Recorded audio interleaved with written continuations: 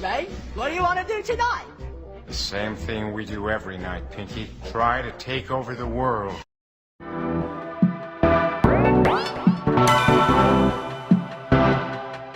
You might think that getting into the IT field is impossible without a computer science degree, but Tech Coach Ralph is here to prove you wrong. Get ready for some jaw-dropping revelations on how to break into this lucrative industry. Listen up, tech enthusiasts! Are you ready to break through into the IT field, but feel like you need a computer science degree to make it happen? Think again! Tech Coach Ralph has some exclusive, mind-blowing secrets to share with you. Get ready to be blown away by his jaw-dropping revelations on how to break into the tech industry without a computer science degree. So get your notepad ready, because Tech Coach Ralph is going to change your life forever. Buckle up, because you're about to embark on a journey to success in the IT field.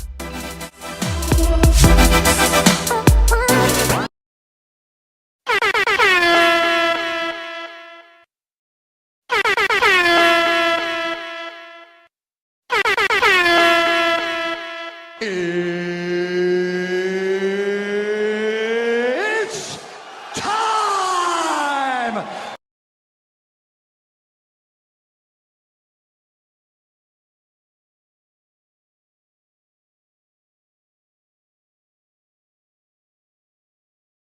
Welcome to the show.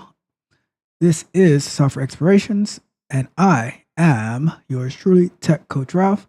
In the Sunday edition of Software Explorations, we are going to be continuing through our learning experience of Terraform. By all means, I am absolutely not a Terraform expert. I am just learning it as I go along for various reasons. One, because I love learning new technologies, but two, I found that I can make very good use of it at work, right? I believe making yourself more and more valuable is what's going to ultimately benefit you in everything that you do, right? The more value that you can add, the more benefit that you bring to the team, the more that is going to be added back onto you. All right. So let's see. Shout out to the Buffer Brothers. Who are the Buffer Brothers, Randy? And shout out to Randy, right? Randy is my favorite data engineer, and we are working together to do great things. So I just wanted to give a shout out to Randy. She's very, very amazing person, and she's going to do very, very great things. I can see the future, right? And I can see that she's going to do some amazing things. And that's why one of the reasons that I'm so interested in that Airflow project from this past Thursday. Right, and I'm going to break it down even more how we're going to an ultimate project that we're going to do with Terraform, Airflow, and Selenium. You're going to see how everything comes together, right? But shout out to Randy, as always. All right, so let's get into our agenda, and then we're going to get straight to work because we have a lot to do. We have to do our 30-minute coding challenge. I'm going to approach it a little different way. That MP3 challenge, I'm going to approach it a little different way. Because before I was kind of approaching it as in a dev mindset. I'm going to approach it from a QA engineer mindset, right? And you'll see what I mean as I go on. But before we do that, we are going to get to our agenda. So first and foremost, check out the Patreon. There are some spots left for the Tech Barbarians, where you get at least 2 hours of one-on-one coaching every month with me, as well as access to a lot of other strategies, mock interviews, and resume preparation, all that. Whatever it is that you need to get to that next step, that you will get that in the Tech Barbarian tier. And then we have the Tech Prodigy tier, and we have the regular Technical Explorer tier, right? Check it out, see if there's anything in there that interests you. There's already a lot of content in there that I've put in there. You get access to my resume. You get access to how why I have my LinkedIn the way that I have it. Some quick projects for learning that I came up with. So check out the Patreon. I think you'll find it very, very beneficial. And as well, subscribe to the channel if you haven't done so already. hit the notification bell so you can know every time that I go live, every time I drop a new video. Tons of content coming out every single day. Like whatever it is that you need, I'm gonna make sure that I have it for you. And if I don't, let me know and we'll get it.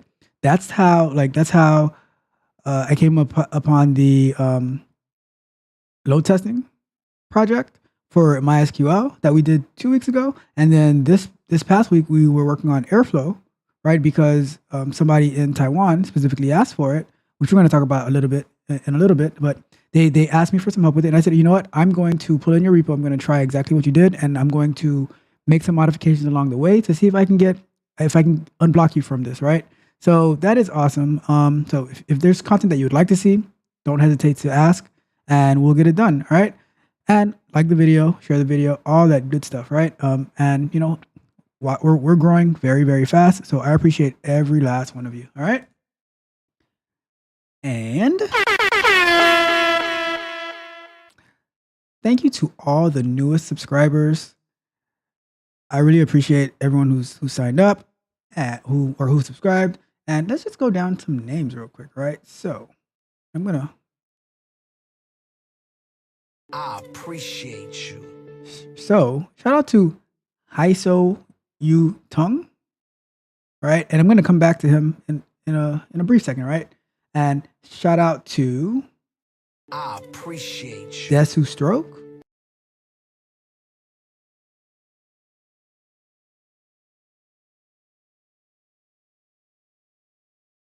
I appreciate Shout out to you. King Alchemist 239.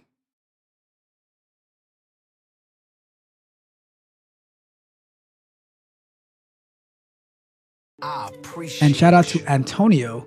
Thank you guys for subscribing. And there's tons of people that I also can't see, but I appreciate every last one of you who subscribe and who are getting value. If there's any content that you would like to see that I don't have yet, please let me know and I will make sure to get that taken care of just for you. All right.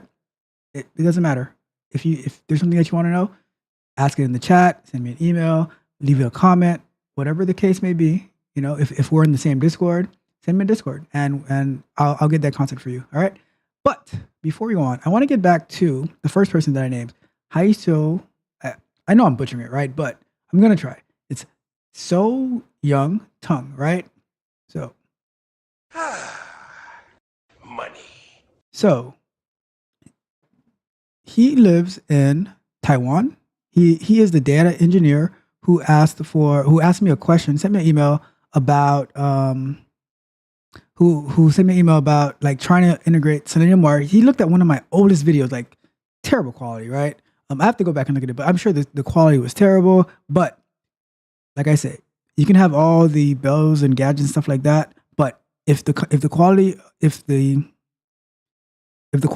the content is meaningless, then it doesn't matter, right? So even with like my very beginning, right, trying to figure out the Selenium Wire thing, he went back and watched that video to try to get some insight, and he asked me a question about it, and I said, oh, you know what, this is very interesting. I never used Airflow before, and I'm like, let me try to figure it out. Let me try to help, and you know, so now we're on our way, right? And I really appreciate him buying me a coffee, and for subscribing, and you know. I'm hoping that on Thursday, I can make some more progress and hopefully be able to resolve the issue that he's having. I have a suspicion of what it is. It was really hard for me to end that live stream on Thursday because I really wanted to keep going with it. So, and to add, right, the value that he brings to me because I'm getting the insight from a data engineer on the things that they do. And I'm able to take that, bring that back to my tribe, bring that back to my tech barbarians. All right. So shout out to him one more time. All the way from Taiwan. This is how far our reach goes, and that's why I say, right? I shouldn't be giving this information, but I'll just I'll give this part, right? As you're learning, make small bits of content of explaining what you're learning and post it on somewhere. I'm not going to tell you where, but post it on somewhere where the people who actually matter in what you're sharing can see you, acknowledge you. And you go from there. That's all I'm going to give on that topic. All right. So let's move on. All right. Now let's go to our live show schedule. Sunday afternoons, like right now, we're doing software explorations. and we are going through Terraform at the moment. We're going to be like, so for the foreseeable Sundays, right? We're going to be going through Terraform, and until we're done with that, then we're going to transition over into more DevOps type stuff because I like DevOps. And here's the thing, right? Working in Agile, you are part of the team, right? You are like, just because you're a software engineer or you're a QA tester or whatever the case may be, that doesn't mean like, oh, I only do testing or I only do software engineering. Nope. Like from all my experience, right? The software engineers, they jump into testing when necessary. And although it's not as easy for the QA engineers to jump into software engineering, but that doesn't mean there aren't some changes that the QA engineers can't help make, right? Like maybe configuration changes, maybe doing some infrastructure type work. And like I said the other day, one of the projects I recently worked on was helping to get a Docker, like configure a Docker, some Docker work that we're doing, right? To get it into a container onto AWS ECR so that we don't have to build the Docker container every single time we run our tests. No, what I went and figured out how to get that image on the container so that whenever we run the test, it can just pull that container or pull the image and then run the container with running our test on that, right? So is that QA work? Not really, but does it matter? Absolutely not, because I'm part of the team and my only goal is to add value wherever I go, add value, right? And if you add value, more power to you, right? So let's put this right here. Cool. All right. And so we have Sunday afternoons Terraform, Sunday afternoons software explorations, Tuesday nights Q&A sessions, Thursday nights software explorations where so this coming Thursday we're going to be continuing with Terraform. Previous Thursdays we did some different QA type stuff. We did some load testing with JMeter. We explored the Ralph load testing tool, right? What does Ralph stand for again? It stands for Rapid Automated Load Performance Harness, right? So hey, look at that. I got software named after me. So, courtesy of my good friend Don, which we'll get into a little bit later, right? So, let's move on, all right? Because we have a lot to do today, so let's move on. Our pre-recorded content schedule, right? On Mondays, we have candid conversations. This past Monday, I spoke about your professional online presence, right? Staying consistently professional. This coming Monday, we have another candid conversation, right? So look out for that. I don't even remember the topic right now, but I'm already putting it together. It's already recorded, uploaded. Just gotta put the finishing touches on it, but it will be coming out tomorrow. Oh yeah, now I remember. It's about your impatience, right? So many people that I run into, they are so impatient. They want everything now, and that's why they end up falling for these career get rich quick schemes, right? So don't let that happen to you, all right? So tomorrow's candid conversations about your impatience, your lack of patience, all right? Then we have Wednesdays, software explorations. This Wednesday, we're going to be, someone asked me a question in the chat the other day about Web3, which I was not familiar with. So I'm doing a exploration on that. Am I an expert in Web3? Absolutely not. But that's why we do software explorations. So we can go onto uncharted territory, expand our learning, expand our skill set. All right. And on Fridays, we have the bug bite. And this Friday is going to be a good one, right? It's going to be about the software bug that caused many sub postmasters in the UK to go to prison because of a software bug. Right? So check out that on Friday, the bug bite. All right. And then throughout the whole week, we have additional content where I pretty much clip up the Q&A sessions to make them in bite-sized pieces so that you can digest it in smaller chunks. How do you eat an elephant? One bite at a time, or one Q&A question video at a time. All right. So shout out to our live show and our pre-recorded shows.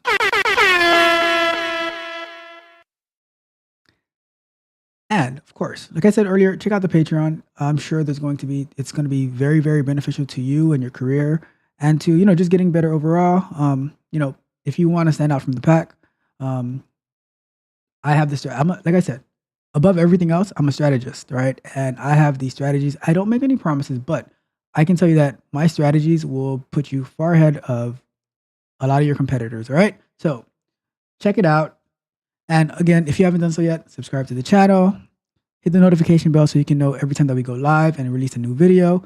Like the video, share the video, all that good stuff. And leave me a comment as well. But before we go on, I need some energy, all right? So Please offer me your energy. I ask of you, please. all right, so cool.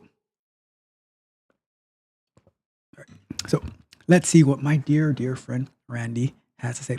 The Buffer brothers are the best ring announcers. Oh, okay. I got you. Bruce Buffer and Michael Buffer. Yes, I am. This is me right now. Stupid. I did not put 2 and 2 together. Thank you for that. Thank you for helping me out there. See, it is good to have these amazing people in your corner. All right, cool. So let's see, where are we now? Okay. All right, so it is time to get to our code challenge, and I am going to do it I'm going to take a slightly different approach in how I'm writing my code for it. So I'm going to go to, all right, let's do this, and let's do this.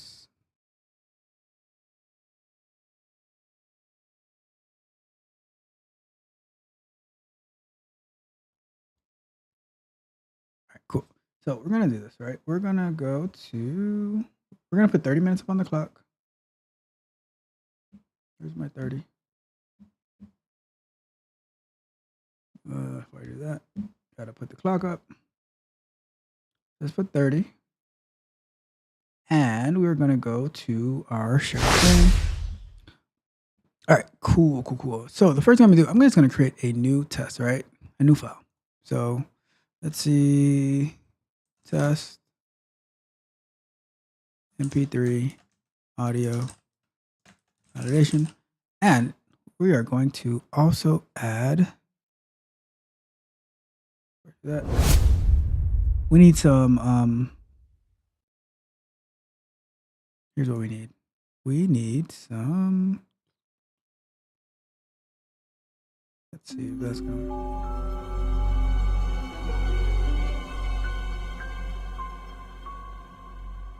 That works. Or no, let's do this one instead. Let's go with this one. All right, cool. So what am I gonna do? Let's go here.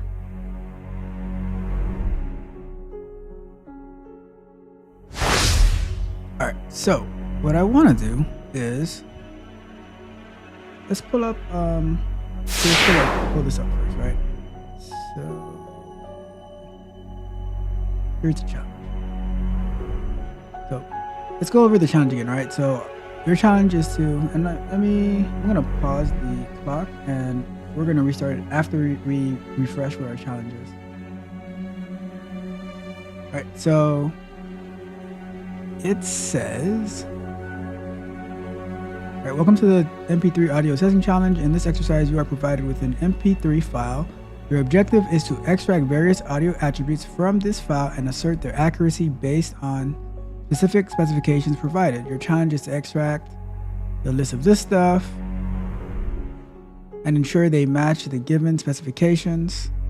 They gave us the MP3 file and a spectrum reference. You're expected to ensure that the MP3 file meets the following, so none for all of these. This is the duration, channel, sample rate, all that good stuff. Evaluation criteria, accurate extraction and verification of each MP3 attribute against the specifications provided.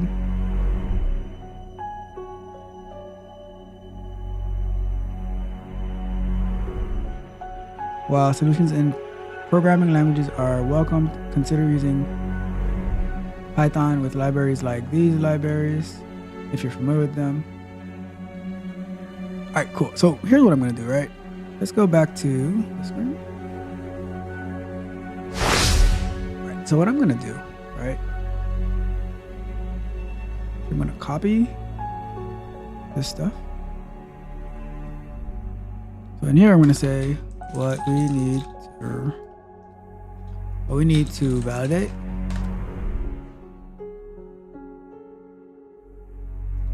Oh, and Randy, you get to see some Python code in action.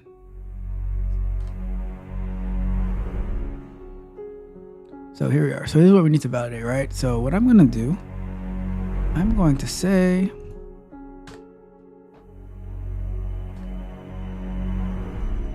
assert. I'm going to say artist equals none, right? So what I'm doing is I am going to write I'm writing my assertions to get started, right?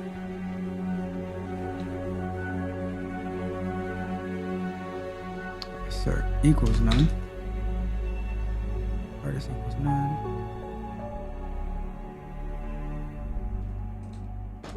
I'm writing my assertions, and that way, when I run this, right? When I run this, then all these should be passing, right? But then, what I'm gonna do afterwards is I'm going to change this to take the value from when we're extracting from the MP3 file, right? So if artist is not none, you say artist is not right expected. Artist is none. Actual. Artist is. Put a F string here.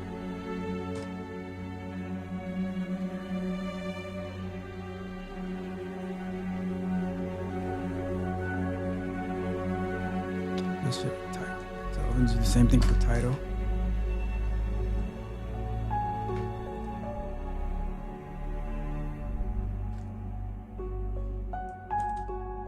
Now we're gonna just run this real quick, right? So when I'm doing like QA, I like to start off with the results that I want. It's kind of similar to test-driven development, right?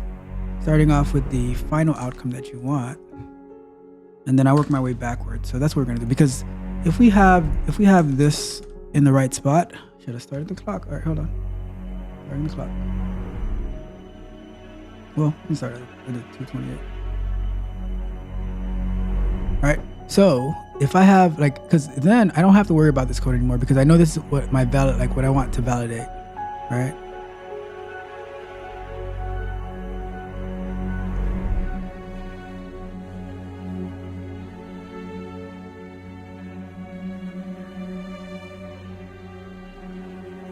All right. So then.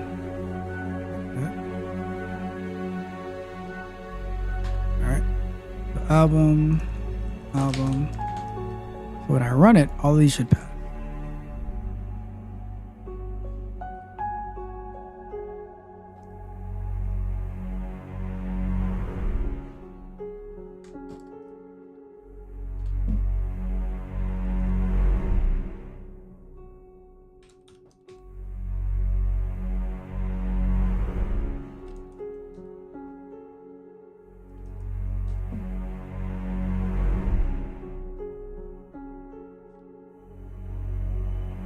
Duration.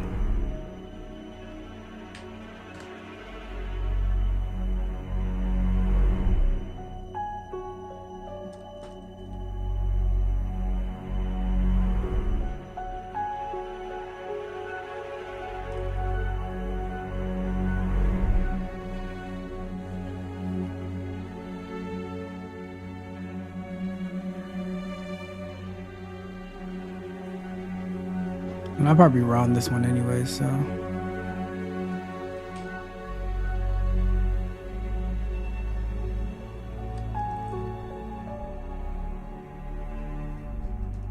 So pretty much I'm setting up all my expected results, right?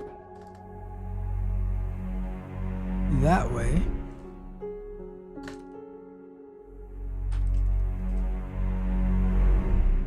I can just worry about how do I get to this?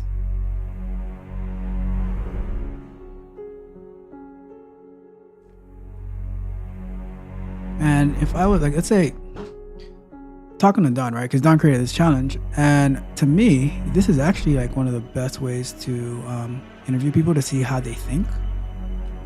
Maybe it's a new revolutionized way of doing it. I don't know, but I would love to interview somebody like this to have them to watch them work, and you know, maybe they can also explain like why they're doing it that way.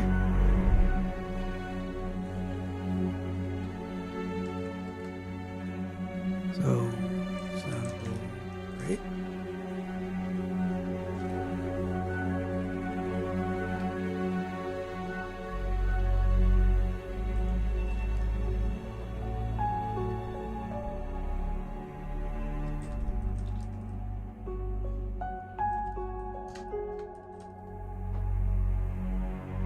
And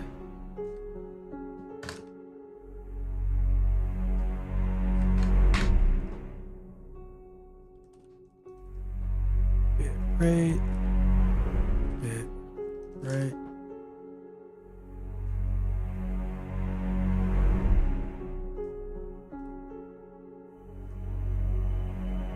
Oops.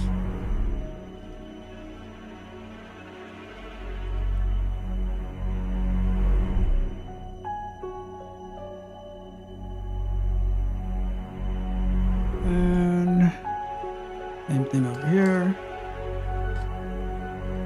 I don't even know what this stuff means, right? But we just know that we need to validate it. So that's all that really matters.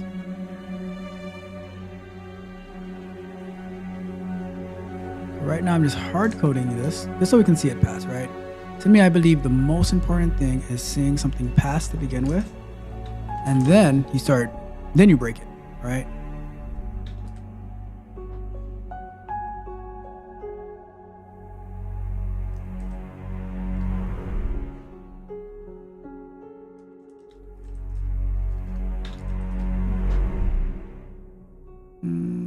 Let's see.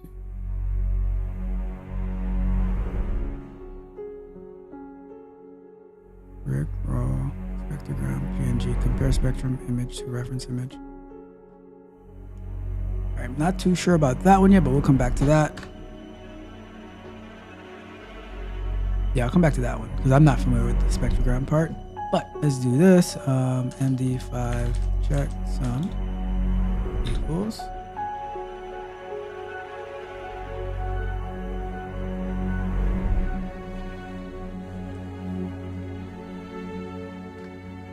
And assert that.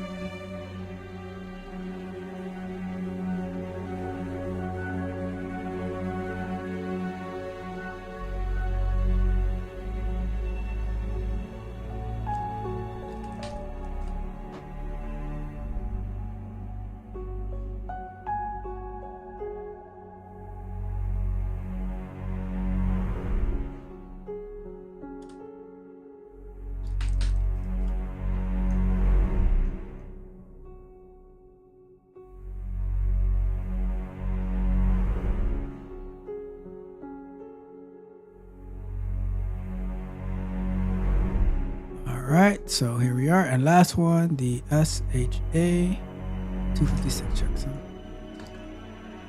Let's just do SHA checksum.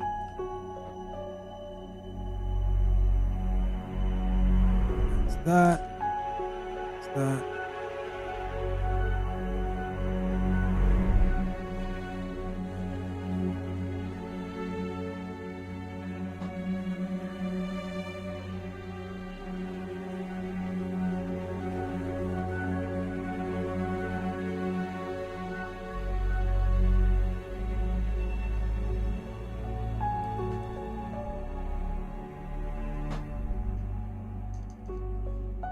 cool. So we have, should have this here too. Hold on.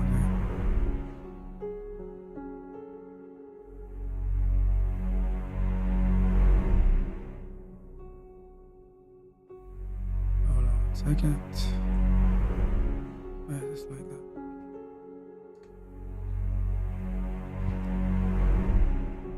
Okay. Whatever. Let's see what happens. All right, so let's give this a run real quick, right? I'm just curious to see what's going to happen. Everything should pass because everything should match, right?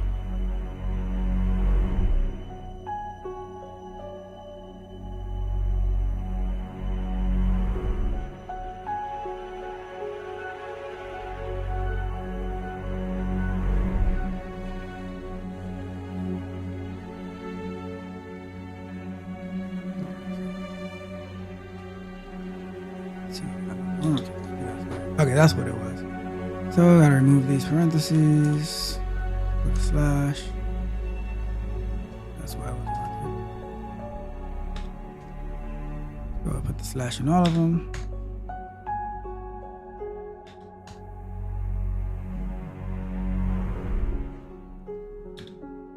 And then remove the parentheses.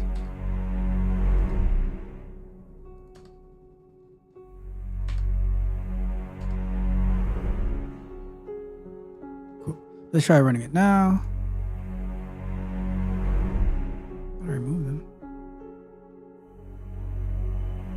Oh. Take that off. Take that off. Take that off.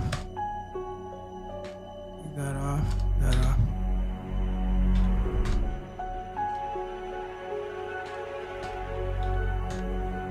Alright, cool. Let's run it. And only this one has a problem. Great. Okay. So.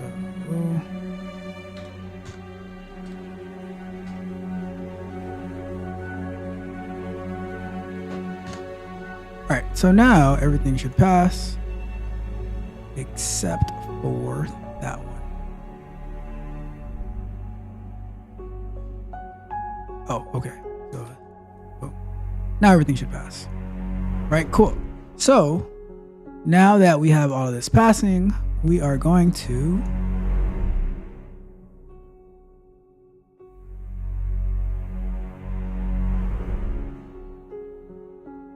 now we're going to go back to the top and we are going to say, all right, now we are going to find a library that is going to import the audio.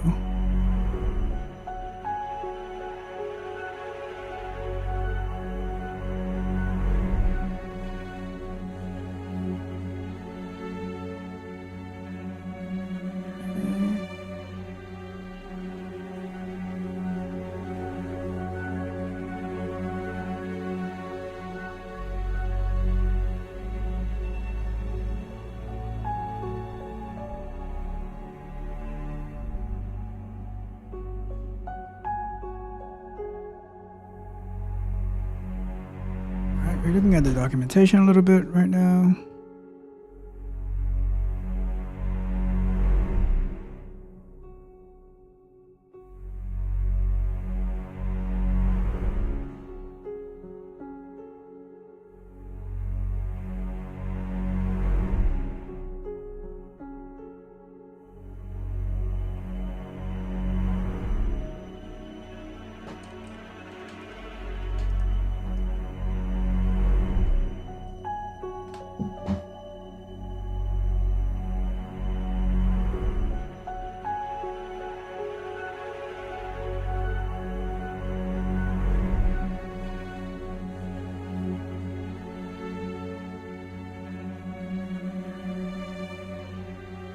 Let's see.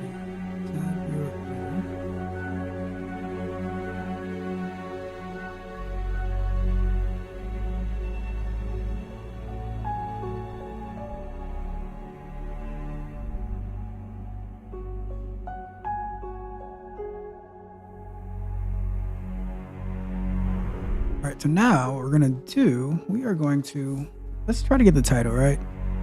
So I'm gonna try again with this ID tool, right? So installation, pip install. Let's go to terminal here.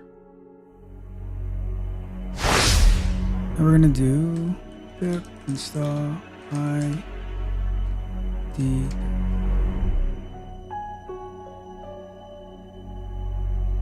All right, so looks like we already have it installed.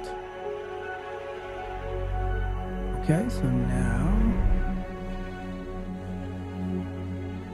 let's go back over here and let's see what do we have in our directory. We have the song in our directory, right?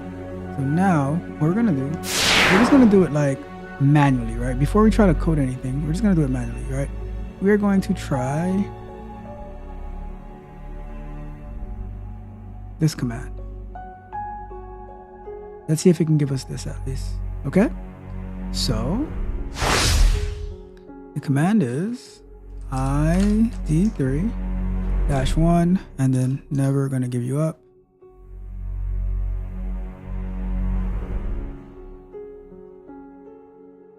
Okay, so we have the genre of drum and bass. We have no title, no artist, no album, no track, but we have a genre, which according to our documentation that it should have none, but that's okay. All right, so let's see.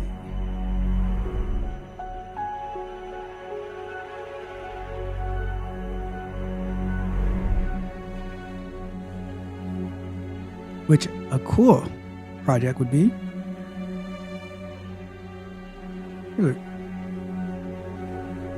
Here's a project, right? So let's say you go and it has none, right? You can actually, like, we could create some type of project where it'll search for the song and then automatically figure out the title, the artist, the album, and tag those MP3s. You know what I mean? But that's not working on right now, but it is a cool little project. Let's see.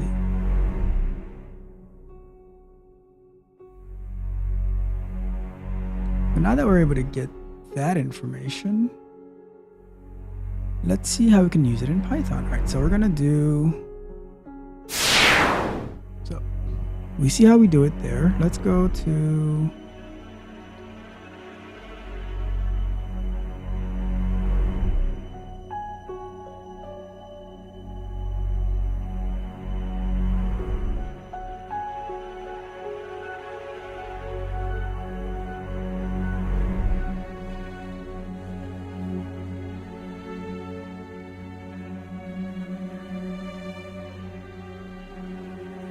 I appreciate you.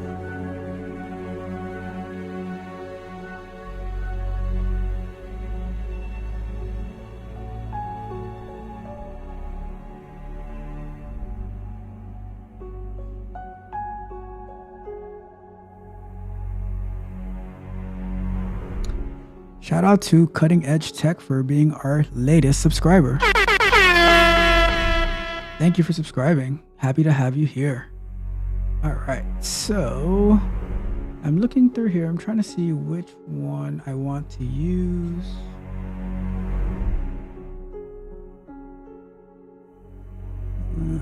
Let's see this one.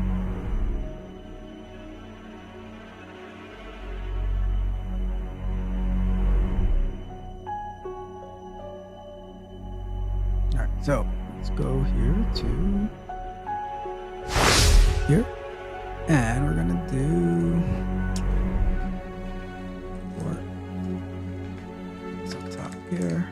Import ID3. Okay. Oh, ID. Okay, cool. Alright, cool. So let's say audio file equals id3.load, and we're going to say so we're in the main, no, yep, so we need to go /, never going to give you up. And what I'm going to do, I'm say print. I just want to see what's inside this audio file.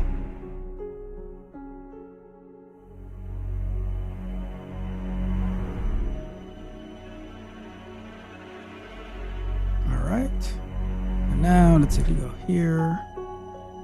Go to info, see what we get in there. We have the seconds and we have the size. Okay. And I like what we did last time, but let's go to tag gives. Let's see what tag gives us. Nothing really. Let's go into here.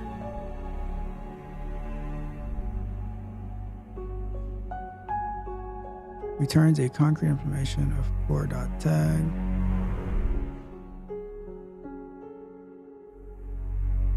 And now, and it's useful to be like, as a QA automation person, it's useful to be able to understand the code that you're looking at. Because here I'm looking at this code to see what can I take from here, right? So being that we're here, we have, so in here we have the time, right? Which should be our duration. So how can we isolate this then? Like that, all right? So let's say,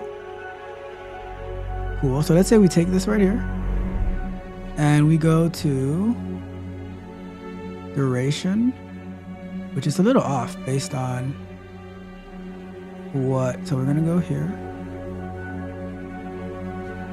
right? So duration equals audiofile.info.timesex, which now this is gonna fail in particular, right?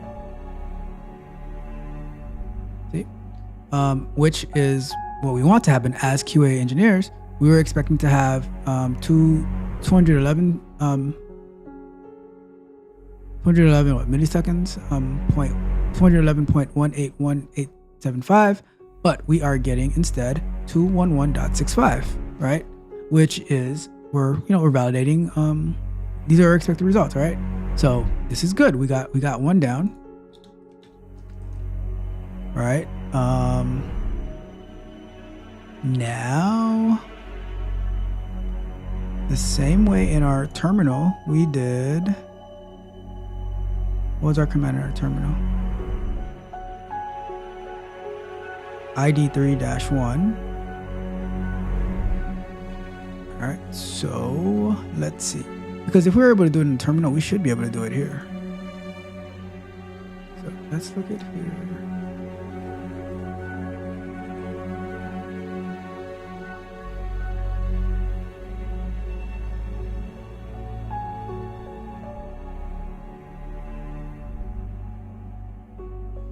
Looking at the documentation here.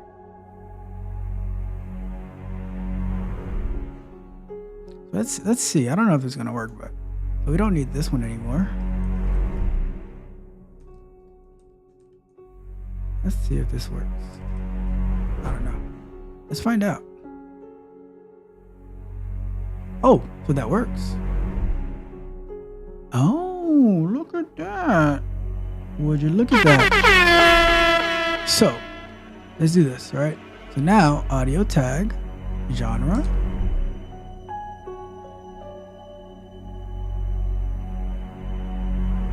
Right? So genre, audio tag, genre. So that's good. Because what I did was, I'm looking at the documentation here, right? And under tag, it has all of this list here, right? One of the things that kind of annoys me with Python is like, it doesn't always give you that suggestion, right? Sometimes it does, sometimes it doesn't. So you really have to be able to look at the documentation. And I saw that the genre is right here, right? So if we keep looking, all right, and we say,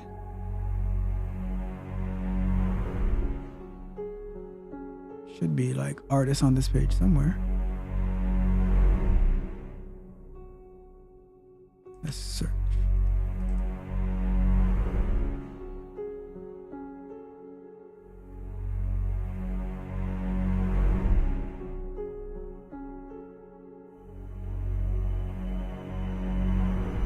Not sure what the original artist is. Let's try file info actually. Let's see what's inside of file info.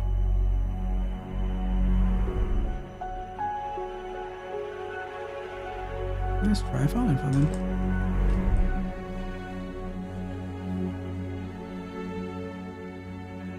not much.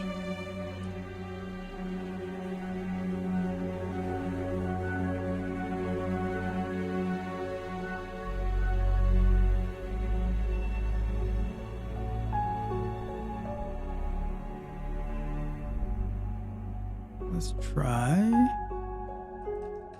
So right now I'm just investigating their library, but we already validated 2 of them.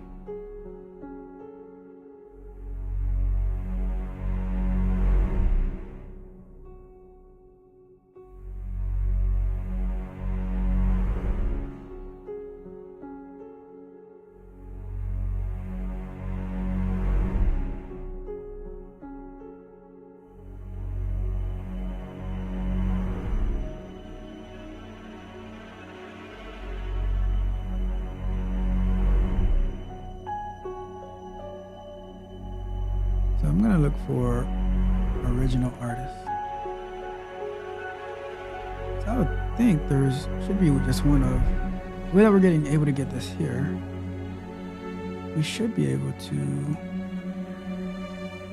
get the same exact thing. What was my command here? All I did was ID3 never gonna give you up. Right, so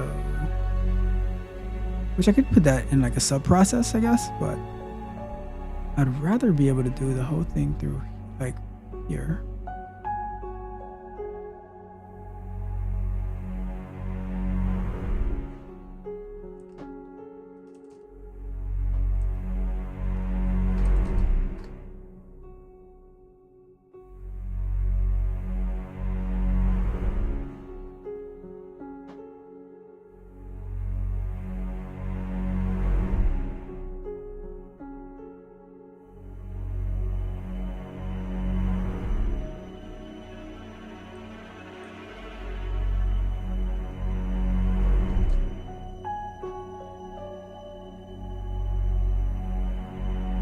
Let's see if we do title. None. We should be able to do. All right, cool. So let's do that. Let's do this. So this is gonna pass. Right, and let's do artist.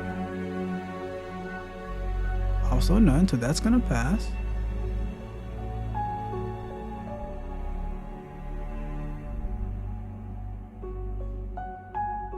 What else we got? Album.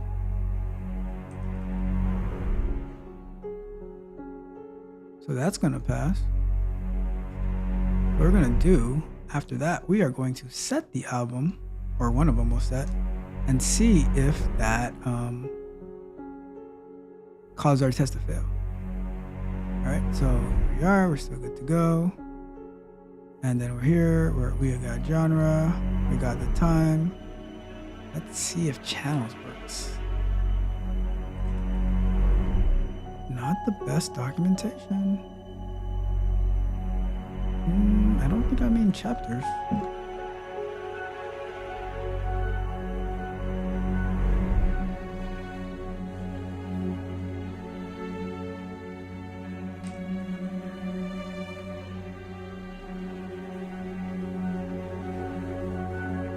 Maybe we need to use a different library for channels.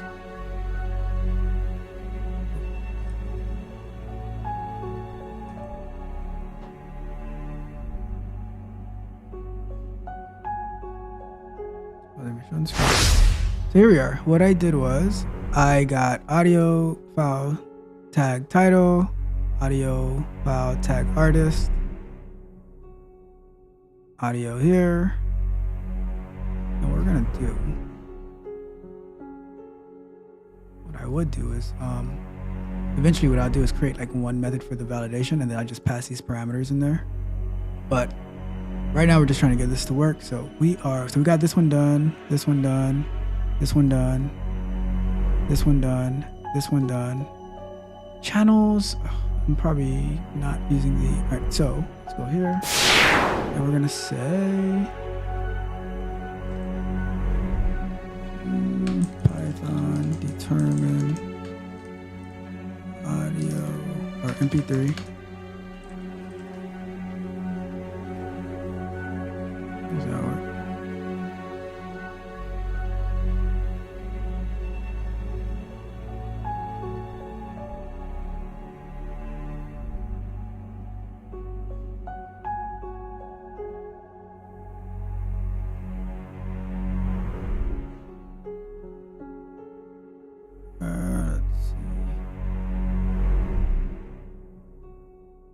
Pi Media.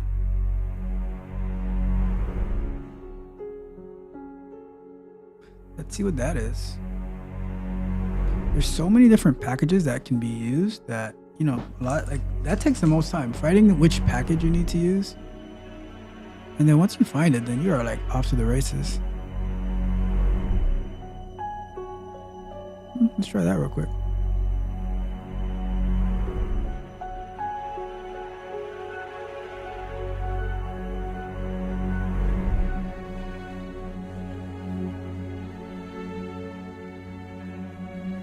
Might have to look into this one actually. All right, so we have Pi Media installed. How do we use it?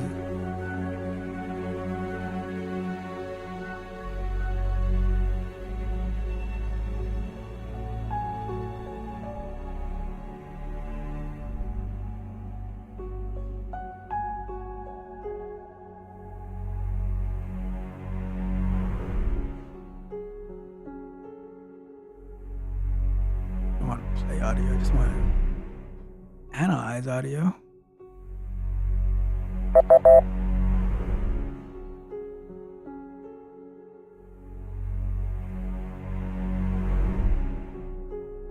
Let's do a quick import Pi Media.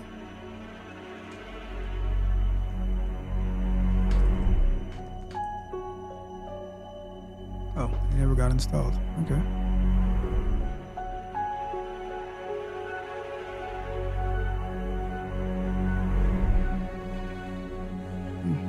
That's not gonna work. Let's try this one real quick then.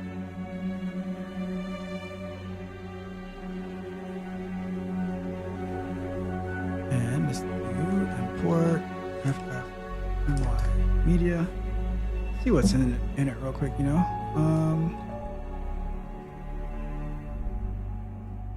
Probe.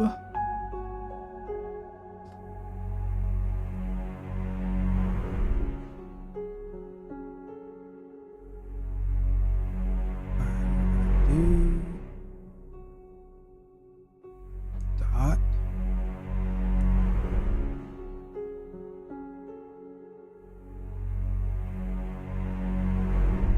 Not that. That's not the one we want. Just so we want.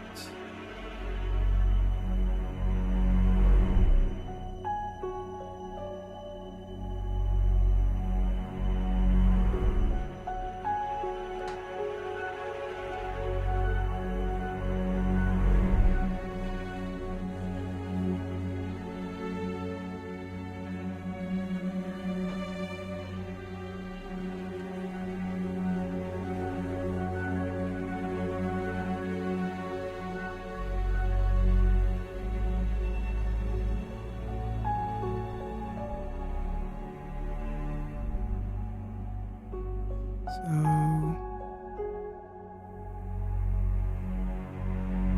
want to pass the file path in here.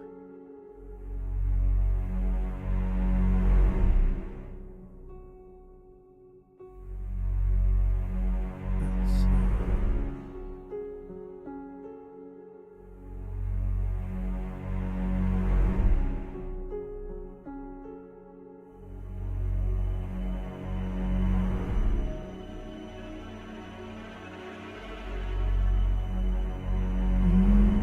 Let's see.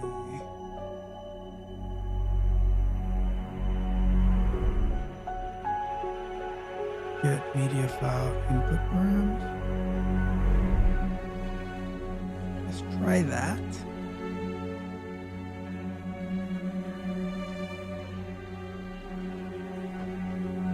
Let's try this. See what happens.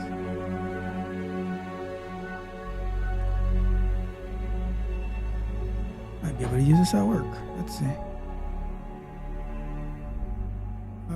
Let's comment that out. See what this did.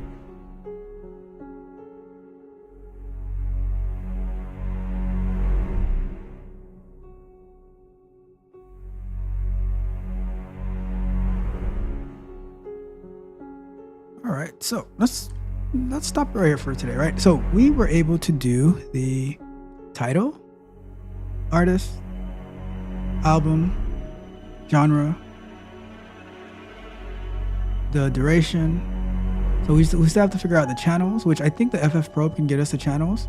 I think we have to do the sample rate, which I think the FF Probe can give us the sample rate, which we actually did that before. So we can just pretty much take that code over and put it here. And I think, I don't remember if we had the bit rate. I know we had the sample rate. I don't know if we had the bit rate yet. But I mean, it's all the same. Like whatever library is going to give that to us, which I'm pretty sure FF Probe can give that to us. And then we just got to figure out these two. But we made a lot of progress by working backwards, right? Because now as we get the tags that we need, we just go in and we update it, and then we just see that we verify. So now we got 1, 2, 3, 4, 5 parts of validation, right? So let's do here. We're gonna do this, right? We're gonna say, oops, undo. We're gonna add to-dos, right? We're gonna say to-do need to get bit rate from audio file. Take that. Need to get sample rate. Need to get channel. But everything on top is good, right? So here, same thing.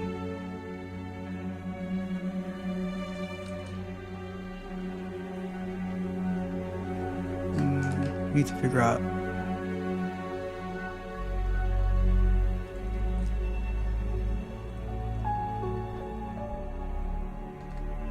and here need to get MD5 checksum. Need to get, so cool. So here we are, right? So we're pretty much halfway through this, right? Because we're validating all of these above, and then we already know how to get the sample rate. We should know how to get the bit rate, and then we'll have to do some investigation on this RMS value. Figure out the spectrogram, and there's something that we can use, maybe some OS system to get the MD5 checksum and these things, right? But the good thing is, right? The good thing is that we made so much more progress than we had before. So if we run it, we are filling here saying the genre is drum and bass, but it should have been none, right? And that we'll also do like some self assertions to make sure that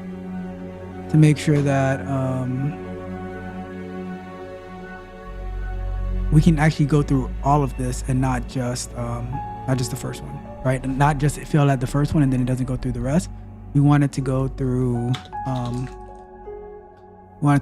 of them. All right, so here we are. And so let me just put done on this as well.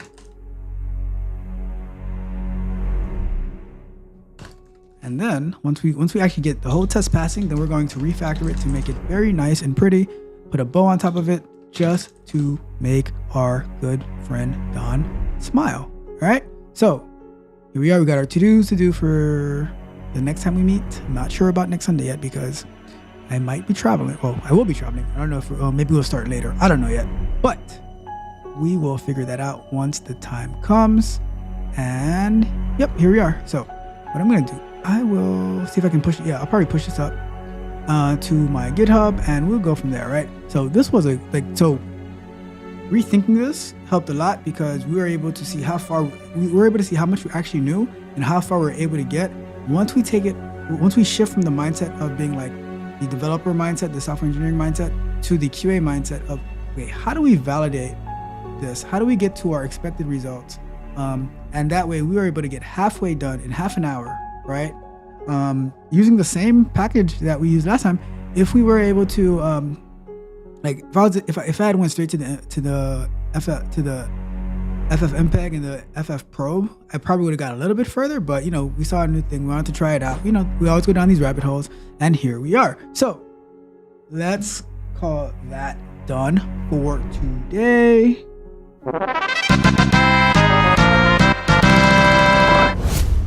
And shout out to Brunel for checking in. thank you for being here. Thank you for stopping by. I really appreciate it.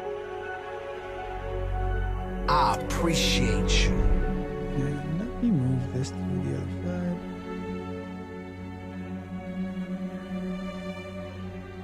Cool. All right. So we are going to be transitioning into our Terraform work, right? This, like, these exercises, these challenges, they really stimulate your mind, right? And I think that is very, very important to, always challenge yourselves. Don't take it easy on yourself, challenge yourself, make it hard, and then everything else is going to be easier for you. All right, so let's get into our Terraform work. So my plan for today, right, for Terraform, let me pull up my agenda. So last time, or so far what we've done is I created a diagram to help better understand Terraform, where we are doing, so I can show it to you, right?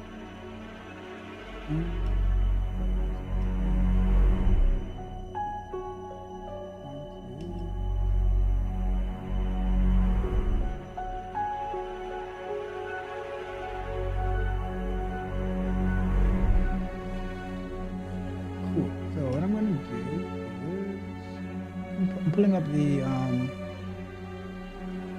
diagram.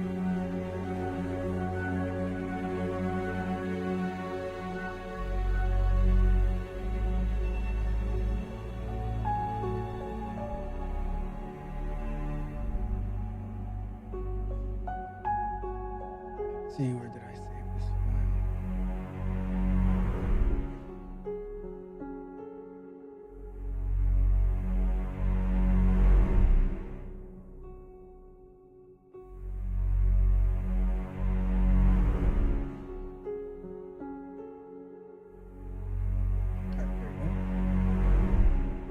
Search. All right, so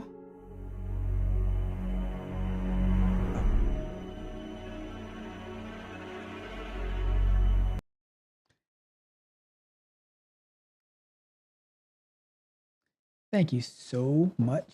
I meant to turn it off. Appreciate it. That was only for the challenge, as we're working through that. So thank you so much, Randy, for always having my back. I appreciate you. I mean, all we do is win, man. You know that. All right, cool. So that is off, and now, all right. So let me share this screen real quick, right? Brief recap, right? So let me zoom in on this. Here we go. So let's go 200, right? So what I did last week, right? We did I pictured how I write my automated test for testing, right? For automation testing. So here is, like, in my mind, or not in my mind, but how I actually do it, right? So I have my test case. I execute the test case manually. I automate the steps. I run it, and then I refactor the code, and I make it pretty, right? So I figured, okay, how can I better understand Terraform? What is the purpose of Terraform? So infrastructure as code, I'm pretty much automating how it manually create the infrastructure, right?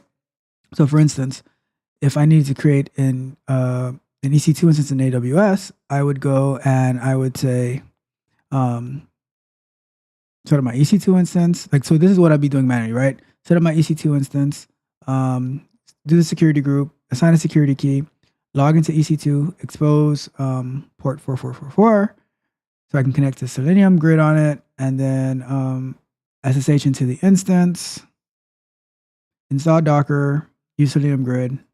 So when Terraform, I have to do, in order to do this, what I'll do manually, I need to do this, right? I'm not going to read through the whole thing, but, and then we run it, see where it fails and all that, right? So that was the diagram that I created, and we got all the way up to,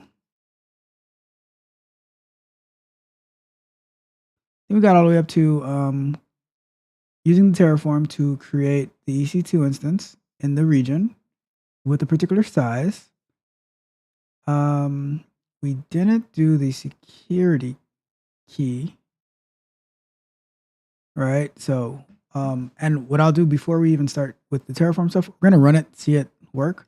I'll log into AWS, run it, see it work, and so AWS console. Let's go here, here. Where is my phone? There it goes.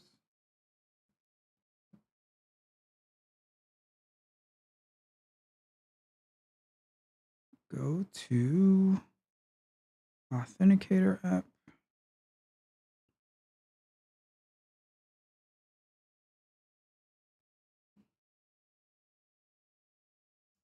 So we're not going to share that. So it's going to be, all right. All right, so now we're here.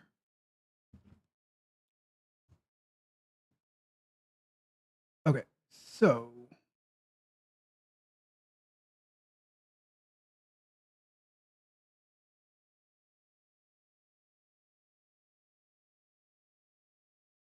okay, cool. So we are going to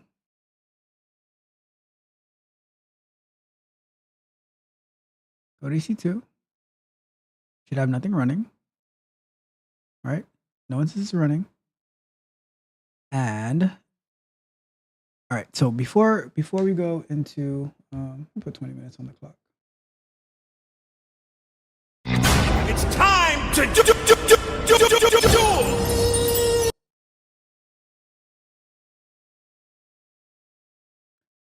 What kind of delay are you getting? Let me check what's going on here. Give me a second. Let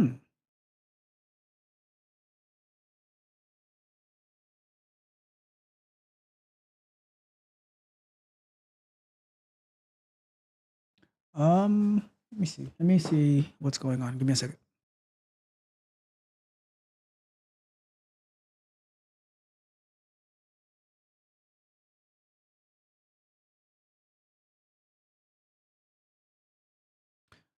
No, I just checked the stream on my phone.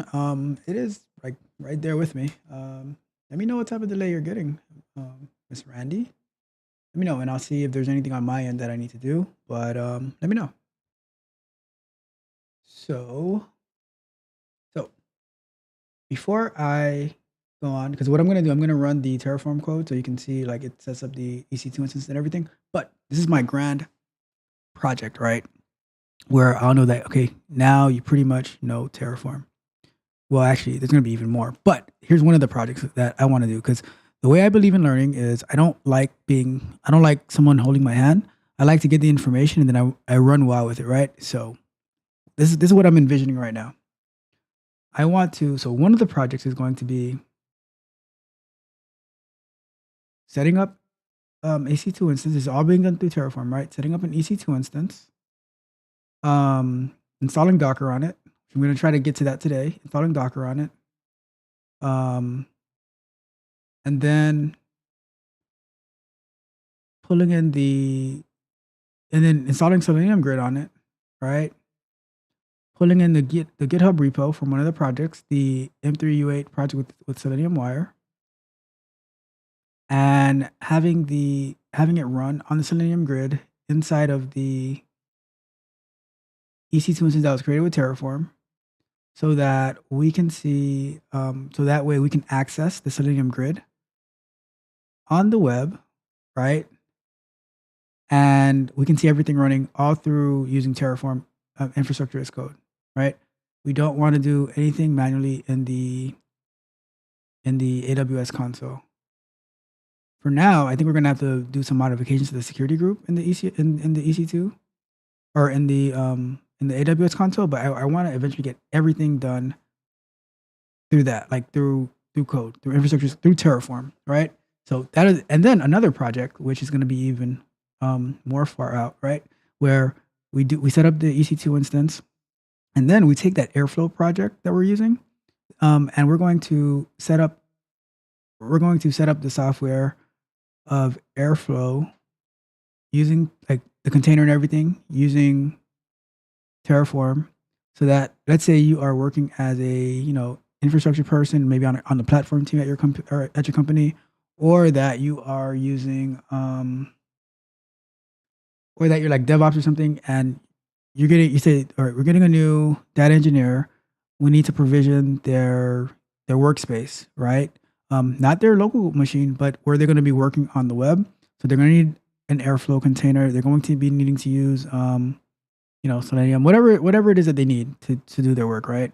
So we're going to, but we don't want to have to go in there and manually do it. Like anytime we get a new data engineer, we want to be able to run our Terraform, maybe make some modifications to the script, but run our Terraform so it can create a new environment for our data engineer. So that's going to be another one of our projects. And as we learn, we're going to slowly build our way to that, right?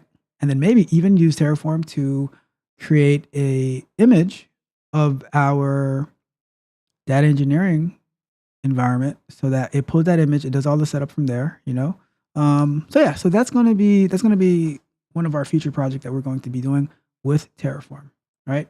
And I was talking to a close friend of mine, right? And he was trying to understand, like, what exactly are you talking about? You're talking about Terraform, right? So to try to break it down a little bit easier, it's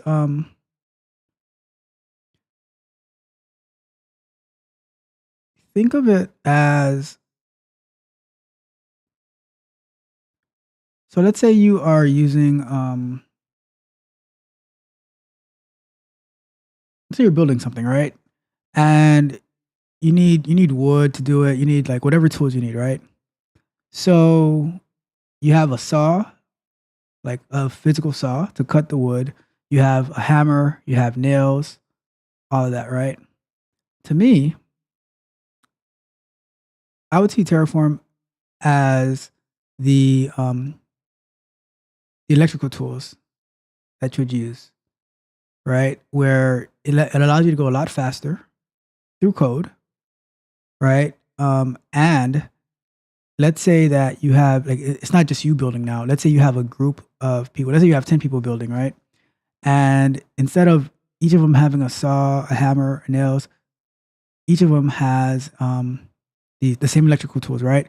So they have the what do they call that? Let's say they have a table saw, right? They have a table saw. They have that other one that I forgot the name of it, but it's like a more handheld one. They have a nail gun, right? So they have better tools that allows them to go faster, and then in a more repetitive way, instead of like having to knock on a hammer every single time to see some progress. It's different, So that's I'm gonna come up with better examples, but that's one I can come up with right now. And to add to it, it's about like it's done it's like, let's say those 10 people are actually robots that you can just program. Right? So that's I'll come up with one better, right? But that's a start to it. That's a start to understanding it, right? Okay, so let's all right. So now what I'm gonna do, I want to let me actually pull up the Terraform project.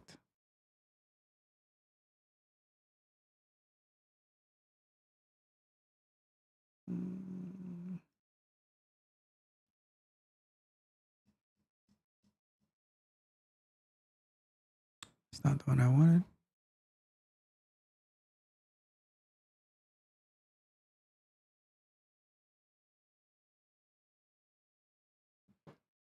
All right.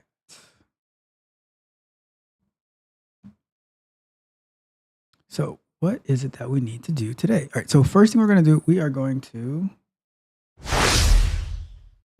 to run our Terraform project. So we're going to do Terraform apply. And once we do apply, then we should take a look and see, let's go back to our so in our dashboard, we should see if we see the instances running. If Terraform apply worked, then we should see our instances running. So let's go ahead and do that.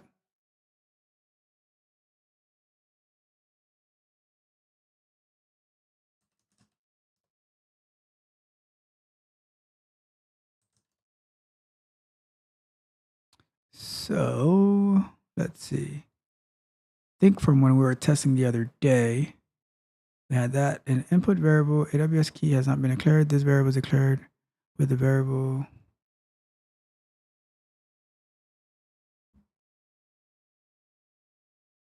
So let's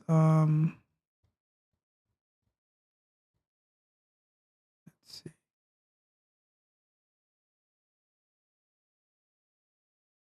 Let's see. We have our vars. We have our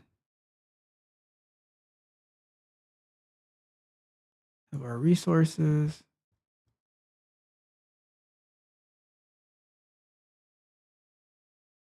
All right, cool. So let's see here. Vars.tf. Give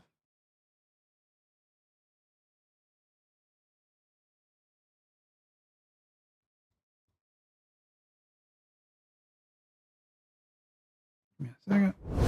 Take a look at this file real quick. Oh. Our file that had the variables are gone. Okay, cool. So we have to do. All right, so we got to get that back. Where did we put that? All right, give me a second to see if I have those.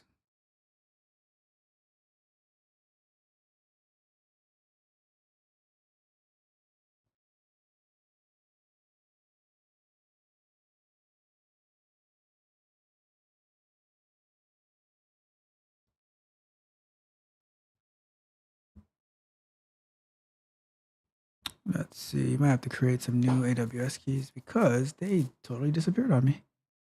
Let's see here.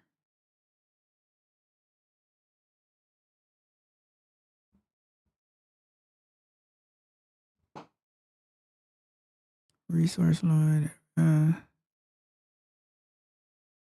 what we're going to do, we are going to create our variables. So we go here. Let's go add.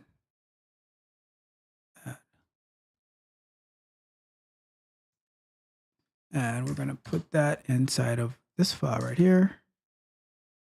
And now these should be happy. Okay. So the next thing I need to do is go and I have to create new ones. So go to AWS and go to IAM.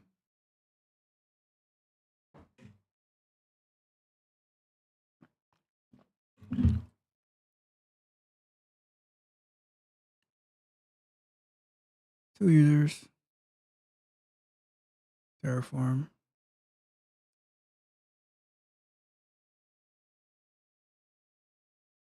Security credentials. Let's see here. All right, let me see if I can find these access keys or create new ones.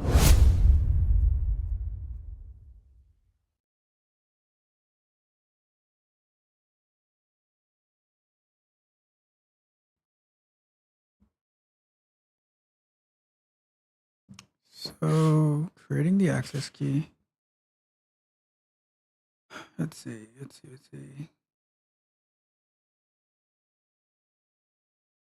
Try that.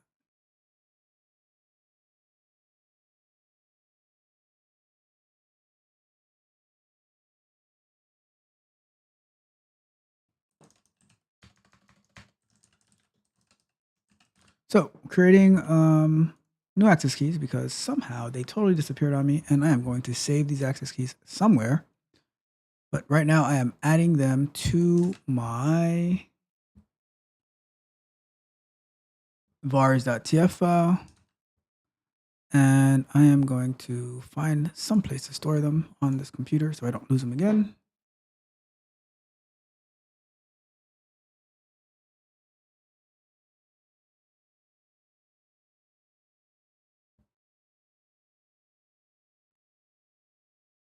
Let's put them in here.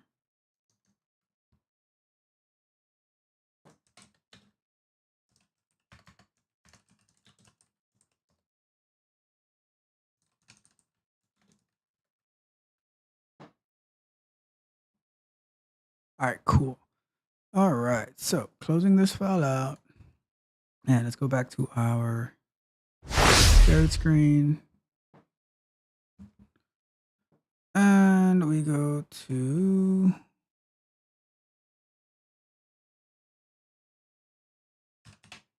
all right, cool. So where are we now? So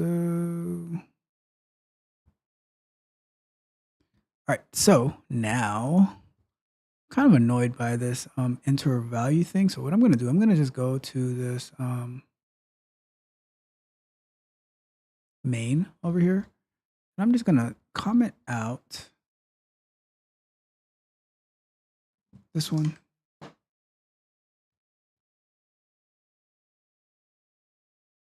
Or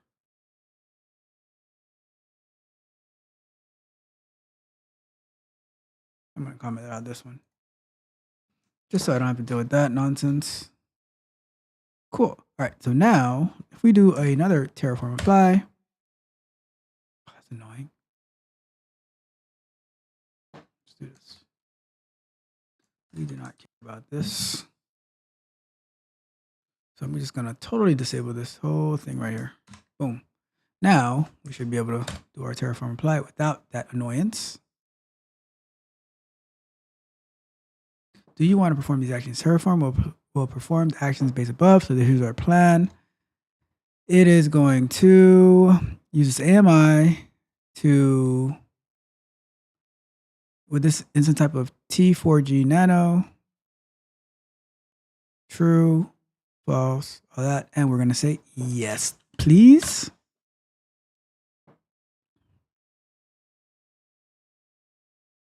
Now doing its thing.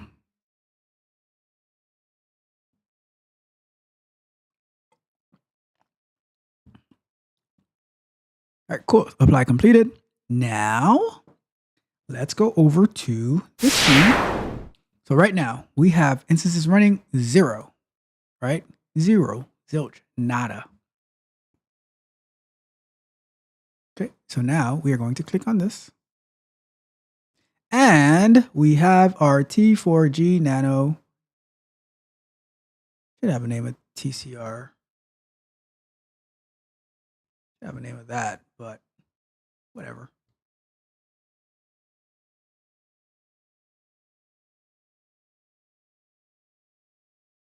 So this one should be AWS region. So let's do this. Let's do var.aws region on here. Now we're gonna shut it. We're gonna tear it down. We're gonna run it again because I don't know why that decided to do that.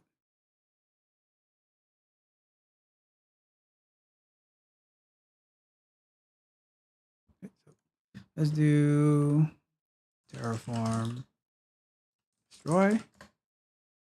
I wish they kind of kept the terminology of Docker like Terraform down, Terraform up. Yes. All right. So what I just did in here was I changed this instead of just having the name hard coded to say to use AWS region to come from here, and then I did Terraform destroy to close it. So now if we go back over here and we refresh, nothing is there because we just destroyed it. So we're gonna go back here and we are going to start it up again once it's done doing what it's doing. So we can, so pretty much we'll be where we left off last week. And then what we're going to do next is we're going to create a shell script, right? Where in that shell script, we are going to have it update the server. Here's what I'm going to do.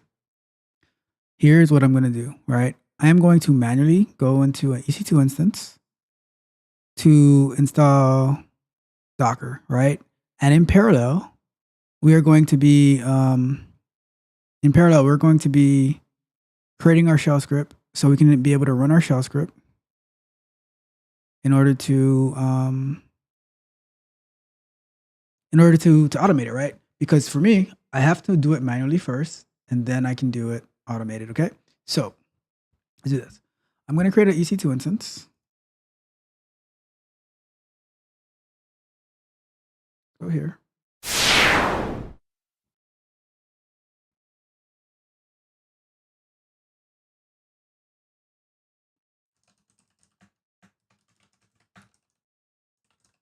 right? And I'm going to do Amazon Linux, and I think I could leave these as they are. Well, no, let me go with T2 small, right? And I'm going to go with a key pair of this one, I believe. With that key pair, allow traffic from anywhere. All right, cool. So let's do that.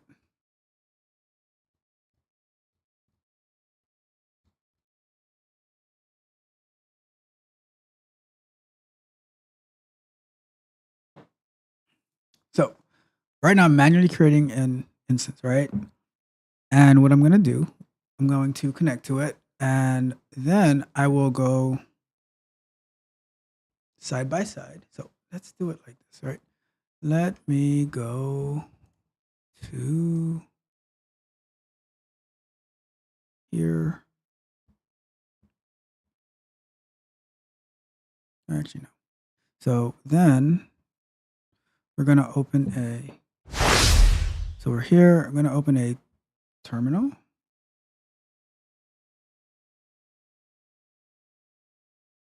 Make it bigger. Right? And make it. Lunch break. Lunch break. Cool. All right. So let's go to a break, right? I think we're in good shape. Yeah, what we're gonna do next is we're gonna SSH into that EC2 instance, right? The same commands that we're going to be using to install Docker, we're going to put that in a. So we're going to do the whole setup of Docker manually, right? So we're gonna update the instance, install Docker manually, all the commands that we would do manually, right? We're also gonna put that as part of a shell script. And then in Terraform, we're going to connect to that instance that we're creating and run that shell script so we can set up our Docker environment for us. All right. So when we come back from break, that's what we'll do. All right. That is intense, I must say. Let's see. Randy, if you're still there, are you still experiencing any delays? Let me know what's going on. But I will say, Randy, 13. All right. So what did I? So I did say during the breaks today, we would be looking for some QA jobs in the Tampa area, right? But I'm also going to add, because I had a question earlier today about what kind of certifications do you need to, what type of certifications do you need in order to land like a solutions engineer position at one of the top companies in the country. So we can look for that too a little bit, right? So let's go to see my search history, weather, Python, determine MP3 channels, solutions engineering certification, solutions engineer, the root cause of software bug, like centralization with issue web 2. Like my search history is, things that are important and things that you guys ask me.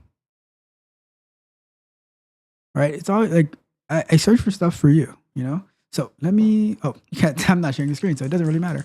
But that was my search history, right? So let's go to. Actually, let me show you this real quick, right? So let me go here.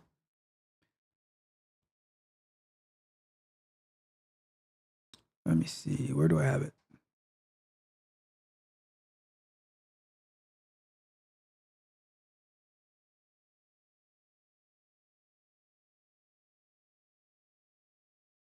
So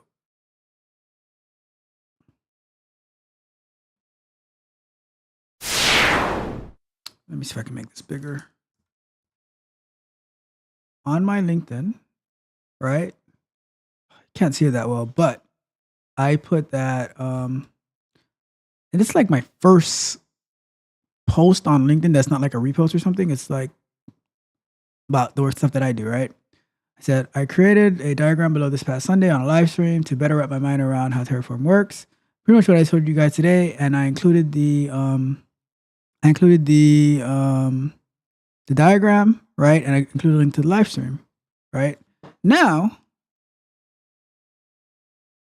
18 people, oh, my good friend right here. She is amazing. I appreciate you. All right. So, 18 people had a reaction to it, 3 comments, 1,108 impressions, right? And this platform, if you're trying to advance in your career, right? It's important that you put out content that people are going to see so they can see that you know what the hell you're talking about. You're not a fake, you're not a joke, right? Even like, and for me at least, right?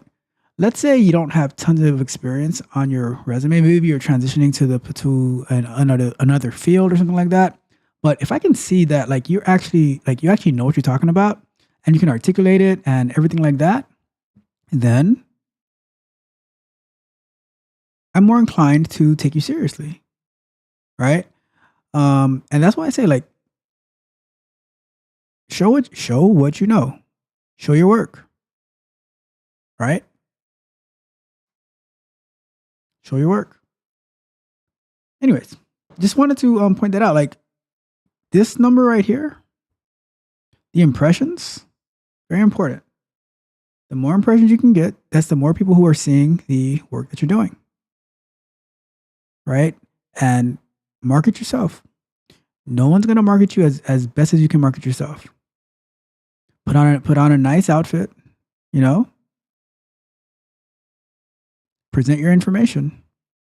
Why you have it that way, all that good stuff, right? That way you show what you're talking about, and now recruiters can see it, hiring managers can see it, other whatever that field, like whether other QA people, solutions engineers, data engineers, web developers, they can see it, they can like it, they can make a comment, interact with people.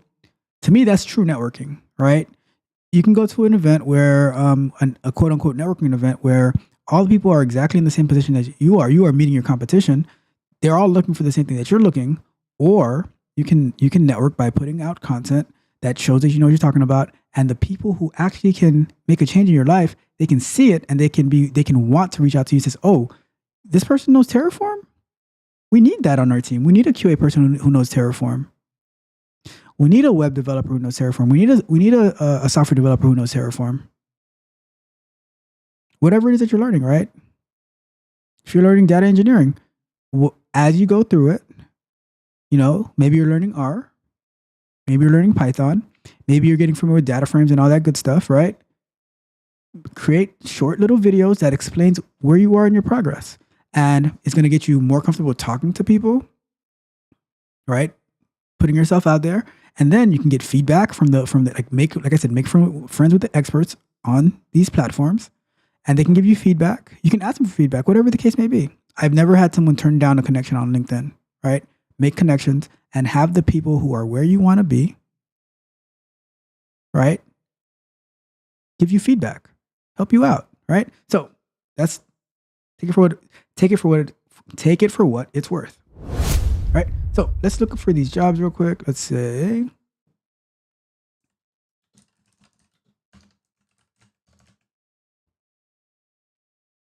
all right, cool. So let's take a look at this. So we have a software integration and test engineer at Fisheye Software, St. Petersburg, Florida. Reposted 4 days ago, 275 applicants. 275. Is this? So what I like to do is I don't like to search for remote positions. I'm gonna leave the experience level here. Let's do hybrid on-site, right? Because I think if you are looking for a job and you don't have like time to waste, like you need it quick, then your best bet is looking for on-site and the on-site and hybrid. That way, you lower down the competitive pool of who is applying for the same position as you, right? So like now we have, 182 is still a lot to me for the Tampa area, but let's say, all right, so this is a hybrid position. It requires 3 days on site, Tuesday, Wednesday, Thursday. Design and develop test plans, test cases to ensure and gauge product quality, manual testing. So, oh man, I wish Don was here. Don used a term of how he does research. I forgot what the term was, but it's like, I can't remember the term that he used. But I'll get it from Get a him. But move on. Back to work. Chop, chop. Let's go. Come on. Get a move on. Back to work. Back to work. Back to work. But you need to investigate the companies that you're applying for. You need to, I think he said like reconnaissance or something like that. Whatever that term is for like for investigation, right? See who works there, the type of work that they do, and that way you better put yourself in a better position, right? So when looking for QA jobs, I'm going to look for a variety of QA jobs and see what are the main like qualifications that they're asking for, the main positions, the responsibilities they're asking for, and then I'm going to work on those, right? I'm going to make sure I can have that scattered throughout my resume, right? Perform production tests. All right. This one has a lot of SQL. Create complex SQL queries for use in validation and test data setup. All right. Understanding software web technologies, APIs, ability to work in fast and dynamic environment.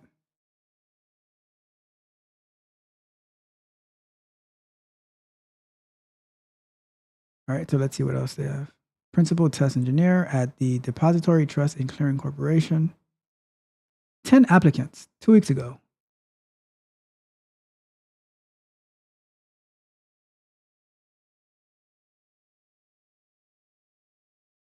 Let's see, what are the requirements? So there's a principal role. So this is a high level role, right?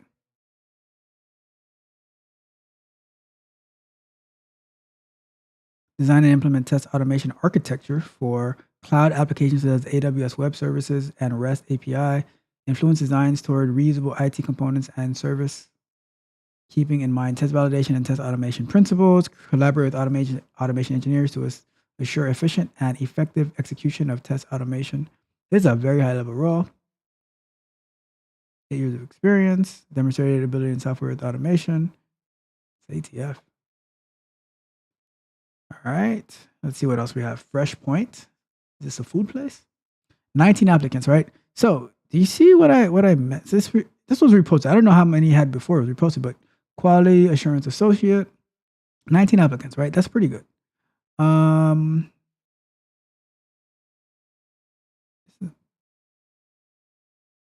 Okay. So this is probably some. This is not a software one. Let's see. This one has 6 applicants. Let's see. What is this? This is more of a testing of. All right. So that's not a good one. Let's see. Let's see this one. Shift 4. 6 applicants. What does this have?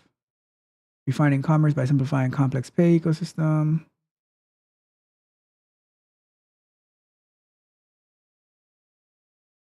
What is semi-software?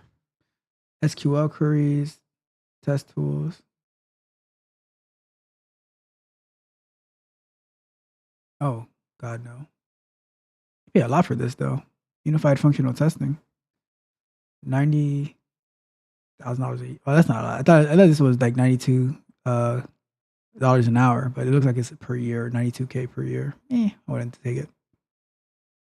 Lead development, audit, quality assurance engineer. Oh, look at that. I am going to have to link this to somebody. Let's take a look. So they will assure the product developed by G Aviations are the results of suitable, rigorous, and structured processes enacted throughout the product lifecycle, conduct assessments, audits of engineering development. Let's see, bachelor's with 7 years, 3 years of experience in engineering quality or process assurance. I'm gonna send them this, right? Because although that's what they say they want, they're going to take what they can get, right? How many people applied for this? 33 people applied for this. So like, this is what I mean, right? With 33 people applying for this position, that puts you at a better chance because there's like, if we go to remote, you're going to see like hundreds of people applying for the same job, right? With the on-site and remote, you have a better chance of landing that position. Test engineer, 85K to 95K. Temporary entry level. Let's see. Develop functional tests. Bachelor's in electrical. That's so interesting. Ability to obtain a U.S. government clearance if required. If you are interested in test engineering job. All right, so I'm going to link that one. Ooh, data engineer. Eyes open wide. Let's see. Oh my God, 982 applicants. There's not, trust me, there are not 982 data engineers in the Tampa area. Team of 6 data engineers. Our client is looking for an energetic, high-performing data BI engineer who will be responsible for both data development and on BI and analytics, as well as software application design. Team of 6 data engineers reporting to the manager of data and development. Must be located in the Tampa Bay area or planning to relocate to the Tampa Bay area. Trust me, there are not 982 people who are willing to do that. Well, maybe willing, but I don't know. I wouldn't move to Tampa. But let's see. Produce intelligence reports, obtain information from internal and external sources, assess the value, and provide actionable insight. Miss Randy. Message. We're responsible for data quality, both for the raw as well as the integrity of calculations used for measures, analyze, and troubleshoot complex data cleansing, data integration, and data warehouse system issues, identifying the reasons for problems. All right. Qualifications. Bachelor's degree required in computer science, information technology, or related field. Valid experience will be considered along with a bachelor's degree in another discipline. All right. 3 years of database. I bet I could get out of this. And here's the thing, right? Although they might say they want this, like if you don't have it, they might take a chance on you, but there might be a difference in like salary, right? All of this stuff is a numbers game, right? Nothing is written in stone, right? Because like let's say you don't have this, right? But you have like 6 years of this. You're good. 3 years of database SQL Server development experience with excellent query and stored procedure skills. Senior engineers will have 5 years of experience with ETL using SSIS and other ETL tools. All right, cool. Anyways, that was good. I'll look for a couple of more on the next break, and then we'll shift to looking into some solutions engineering positions. All right. So cool. All right. So what were we working on? We were working on we're going to connect to the EC2 instance. We are going to connect to the EC2 instance, and then we're going to start installing Docker and stuff, right? So let me see if I can find that documentation.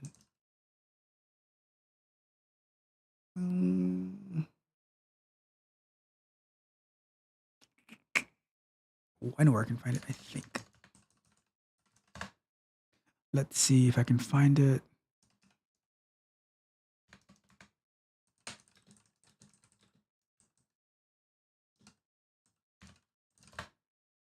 Let's see here.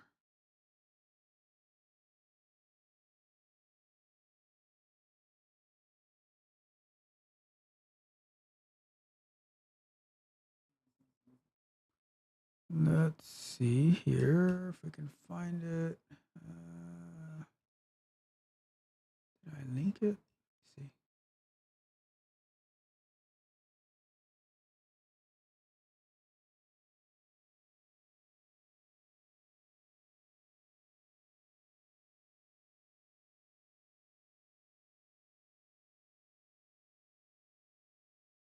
Yeah, I did. All right, cool. So I had to pull it up from an existing video that I did. Cyber City.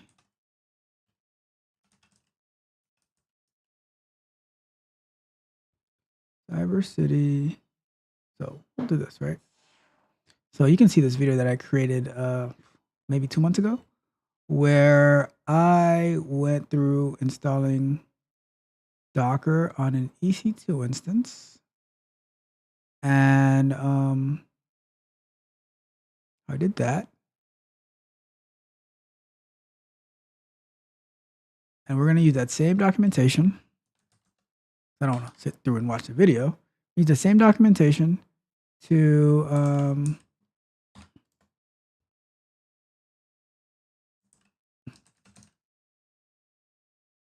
we're going to use the same documentation in order to reproduce that manually, right? So let's do it like this. Cyber City install Docker on EC2 instance. All right, and let's go to. Let's go! Let's go! All right, so here goes this, right? So, all right, what we're gonna do. So pretty much we're gonna follow this, right? I'm not gonna show this screen because I'm gonna be doing this in the terminal, right? So, and I need to get my EC2 instance. So let's start off like this. So,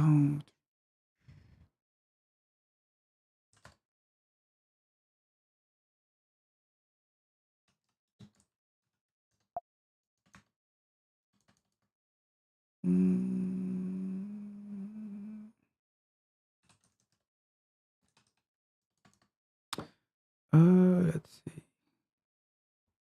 Where did I have it? Okay, cool.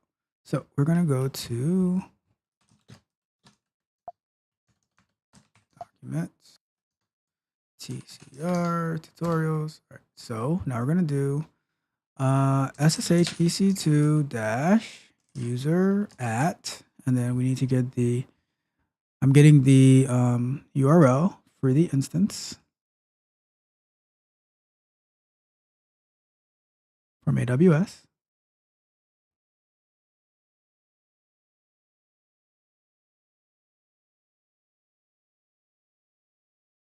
Okay, so here.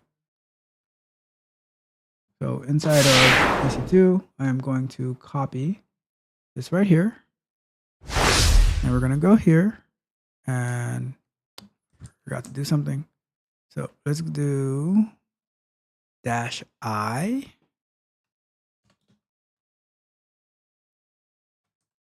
for our, shit, forgot to, let's do this.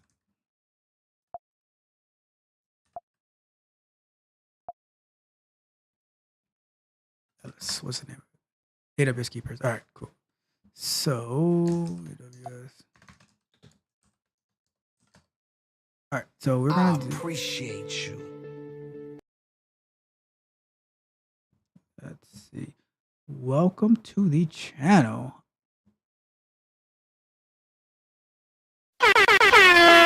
Tech 360 Insider. Welcome to the channel. I appreciate you for being here. Awesome. Oh my God. I did not see Stephanie come in. Shout out to you, Stephanie. You have been working so hard this week. It is amazing to see your growth. By the way, I had to change Stephanie's middle name to start with the F. So she knows what the F stands for. So how does the saying go? We start what we finish. I appreciate you.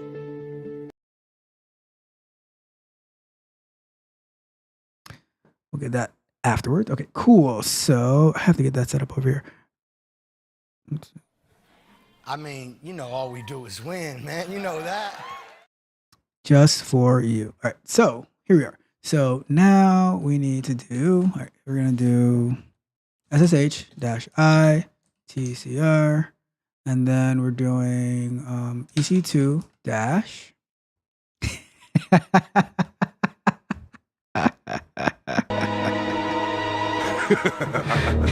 The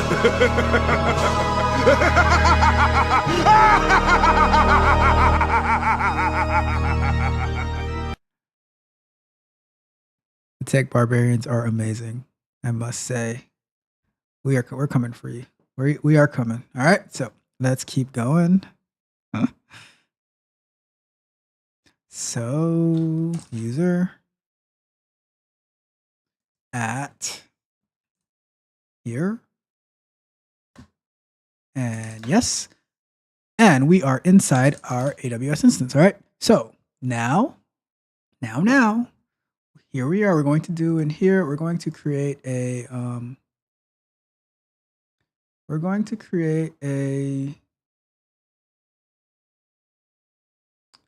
a folder in here, new folder, and I'm going to call it scripts, right? And in here, I'm going to create a new file.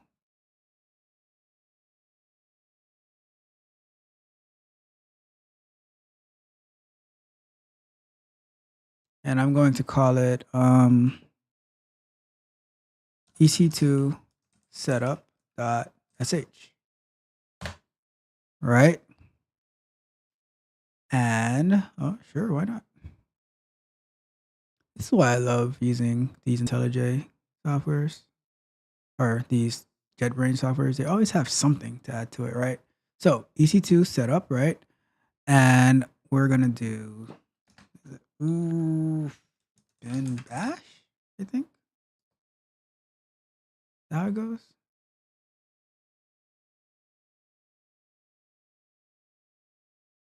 I think it's something like that. Could be wrong, but you can always come back and fix that, right? But I think it's something like this, right? And we're gonna say, all right, so now inside of our shell, we're gonna say, I'm pulling up my guide over here, and we're gonna say, all right, so first things first, we're gonna do sudo yum update.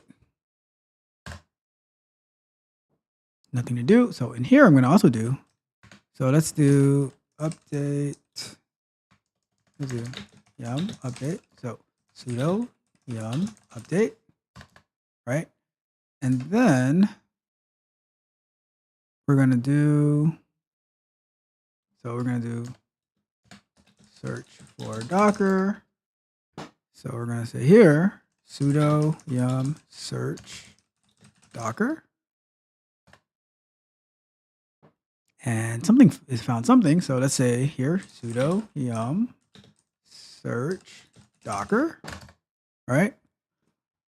Okay, and now we're gonna do in here, we're gonna say sudo yum. We don't really need all this stuff in here, right? But it's still good to do it because info Docker, that's just giving you a bunch of info, making sure that it found Docker, right? So now we're gonna actually install Docker, right? So here we're gonna say sudo yum install Docker.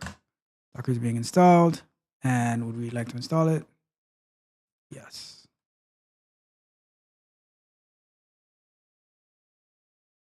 But what I want to do is I want to force it. So let's go ahead to here, right? Let's say I do sudo yum docker -y. Does that work?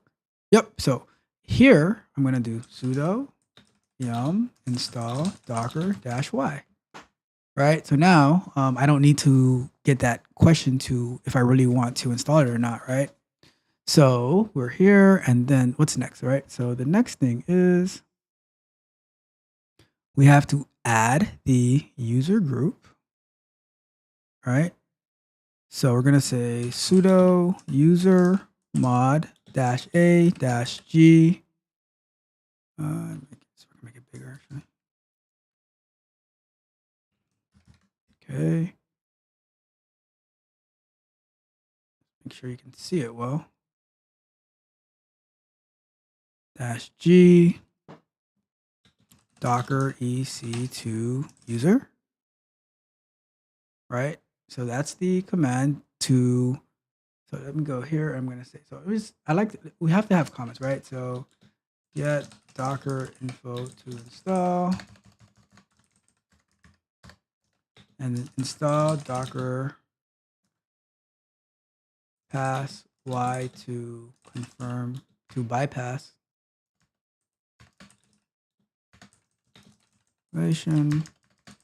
confirmation, right? And that's useful for doing it through the command line.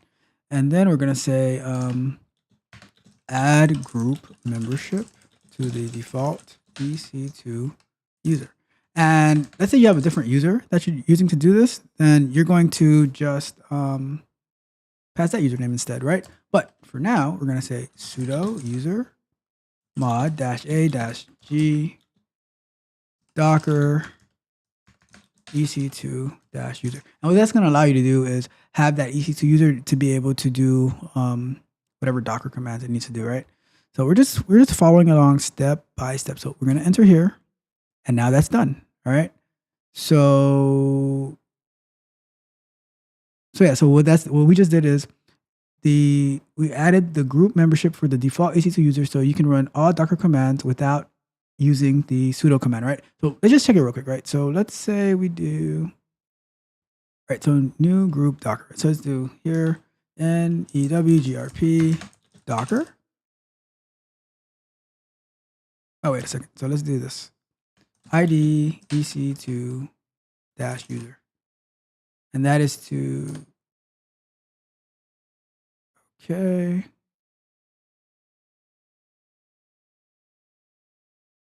So let's put that in here too. ID EC2 user. And then here we're going to say, so to reload a Linux user group assignment to Docker without logout, we're going to do n new grp Docker. All right. So we're going to do the same exact thing here, right? New grp Docker. So, and what this group is going to do here is whenever you need to set up an EC2 instance with Docker, you just do it. Just, let's say you need to do like 5 different instances, right? With Docker, you just run the script, you pass the AMIs, you say how many you need, and it's going to do all of this for you, right? You don't have to go into each and every one of them to do everything that we're doing here, right? We do it once, we create a script for it, and we run it over and over again. This is the essence of automation. Terraform is just automation, right? I think one of the things that we get hung up on is, let's say we're in QA and we do, I'm an automation tester, but I only do automation for like the website, or I only do automation for APIs. But you limit yourself, right? You limit yourself because you can go so much more further. You can, because let's put it like this, right? Let's say I'm interviewing for somebody, and the basics where you can do, you can do pretty good QA automation, right? Web, API, whatever. But then there's another person who can do it just as well as you, but they also can do Terraform, so they can provide more assistance to the team, right? Who do I choose? Well, what if the person who can do Terraform wants a little bit more money? Do I pay him more money, or do I choose the person who can, they can do like what they're supposed to do, but I can offer them less? Depending on budget, I might go with the person who wants more because they can be a more valuable asset to the team, and they can take some stress off the team, off the other engineers, to actually get like some more engineering work done. And like you have more tools in your tool belt, right? That's how I see it. But I could be wrong. I don't make any final decisions on hiring. I only give my opinion, so I could be totally wrong. But who knows? What do you think, Stephanie? So, all right, so now let's install. So let me shift back over here just so you can see where we're at, right? So let me make this bigger. All right, so we did, we're all the way up to here, right? So let's do Docker Compose as well, because Docker Compose is very, very important, right? It's, to me, it's just as important as using Docker. So let's get that installed too. So I'm going to go through these steps right here. And we'll go through these steps, and yeah, we'll finish off. So before we do that, let's go into, so let's switch back. I want to, all we do is win, man. I don't know how that came up, but all right. Well, DJ Khaled had something to say, and he did. So here we are. All right, so now let's make sure our Docker install works. So Docker PS. Oh, so we don't have Docker running yet. That is a problem. All right, so it's going to be done later on down the line. So let's do Docker. Let's finish installing all of our stuff, right? So we need sudo yum install python 3.-pip, right? Installing pip. And so let's cancel that again. And let's throw that with the Y flag so we can go ahead and do it. And we're going to do the same thing. So we're going to say installing docker compose. And we're going to say sudo yum install python 3-pip with our Y flag.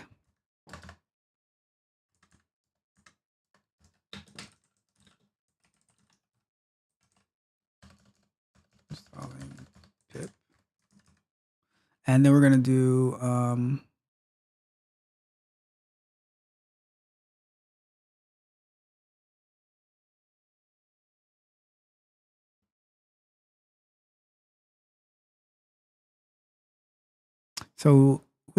so now we're on like to install the Docker Compose. You can do it with root access or without root access.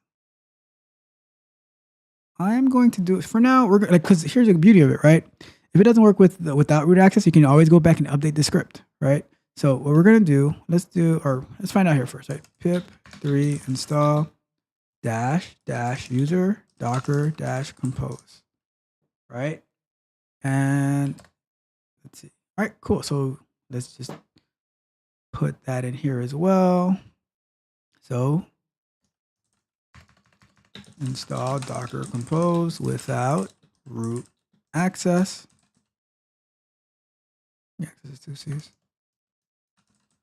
And then we're going to say here, pip 3 install user, or 2 dashes, docker compose, right?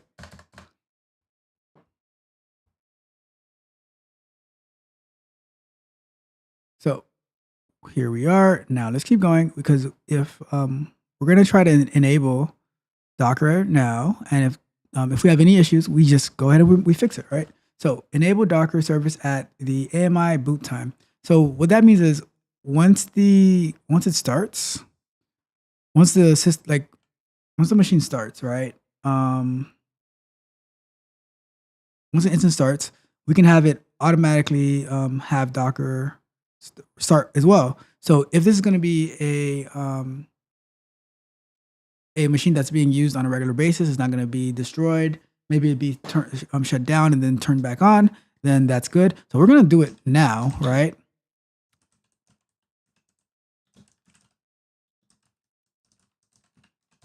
All right, we're going to do that now. Oops. What did I do wrong? Let's see here. Oh, service.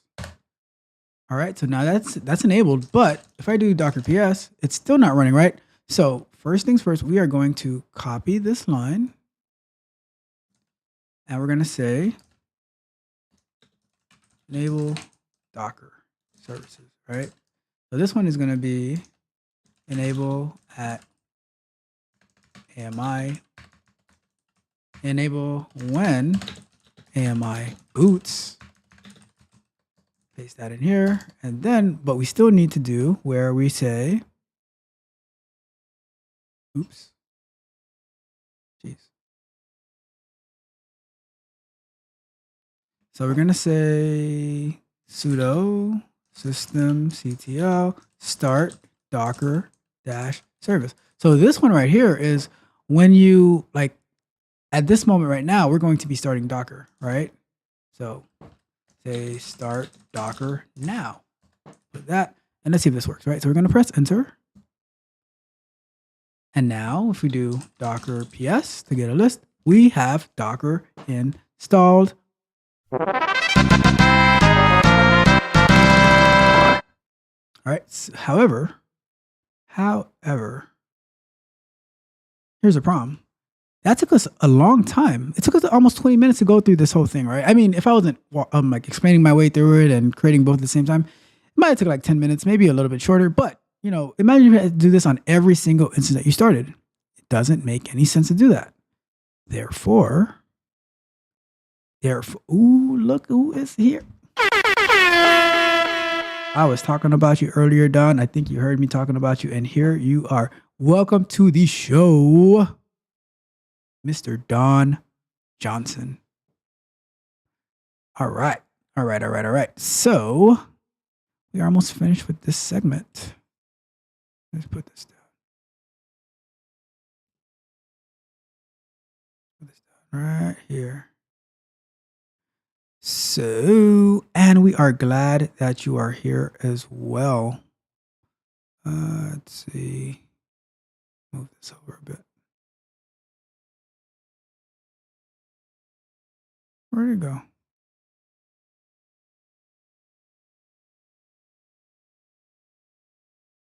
That's not what I want. Oh, Lunch no. break! Lunch break! There we go. Move that to the side right there. All right, cool. Glad that you are here as well. All right, so here's where we are, right? We have... What we just did is we SSH into the EC2 instance, right? We installed Docker manually. The reason that we installed Docker manually is so we could build our sh script in order to run this as we are starting our so we could run this before we so we're gonna set up our run our Terraform, and then we're gonna say run the script where it should be able to go through all of this for us, right? So that's the goal. So we're gonna figure that part out in our next segment. But before we do that, let's see if our Docker Compose works. It sure does. Look at that. We the best. All right. Guess what time it is? It is break time. So,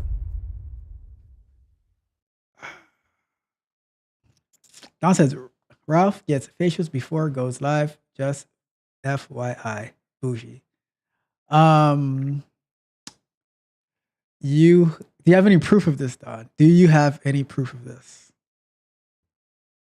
And Stephanie was supposed to be on my team, but she finds that hilarious. So, damn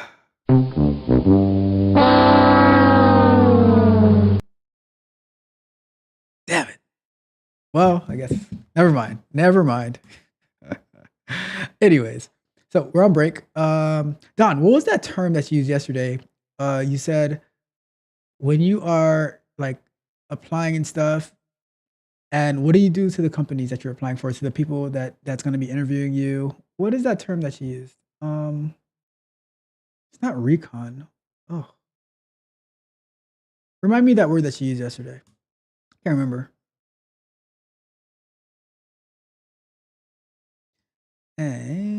But like that's what you got to do though. Like you have to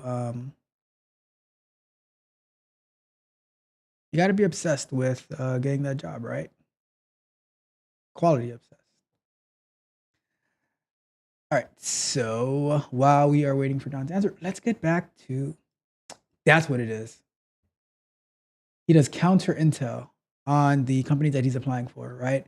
And by counter intel, researching the people in the positions, who's most likely going to be interviewing him, who the CTO is, who the CEO is, CIO, the managers, seeing like where he can relate to the people who's going to be interviewing him, all that good stuff, right? And it works. I mean, some people, they're just weird, where they I don't know, like people are cold and they don't really like try to connect. But if you can build relationship with the people who you are talking to and make them say, oh, like show them that they're appreciated, that you actually took the time to research, then it makes a huge difference in the process, right? So you got to play the game, right? Don't expect that you're just going to go out there and go to some boot camp or get some ISCQB certification, and then you're just going to apply, and then the next day, you have a job, right? It doesn't work that way, especially if you are like, I'll tell you this. If I'm in an interview and I ask you a question and you tell me something about, if you use big terms that I have trouble repeating, and you don't actually answer the question practically, then I'm going to be, like, kind of turned away. Like, just like, you spent 5 minutes and, answering the question where you said a bunch of nothing. It reminds me of, if anybody's ever seen the movie Billy Madison, right? And they asked him some question about the Industrial Revolution, and he just went on and on and on about like, and then a story about a little puppy and all this type of stuff. And then the moderator is like, that is the worst answer that has ever been given to this type of question, and you wasted our time, and we are like dumber because of it. And he said, a simple wrong would have been fine. Yeah. So Stephanie knows what I'm talking about. Let me put the 5 minutes up. Stephanie says, 100% agree. People hire people that they want to work with. Yeah, it's all about there's so many, like, being on like the side of it, on like being on both sides of it, right? I never really, it doesn't bother me. Like, rejection letters don't bother me, right? Because there's so many different reasons that it could be like the money that you want is too much, right? And they just can't afford you. It could be that, like, they might really want you, but they can't afford you, right?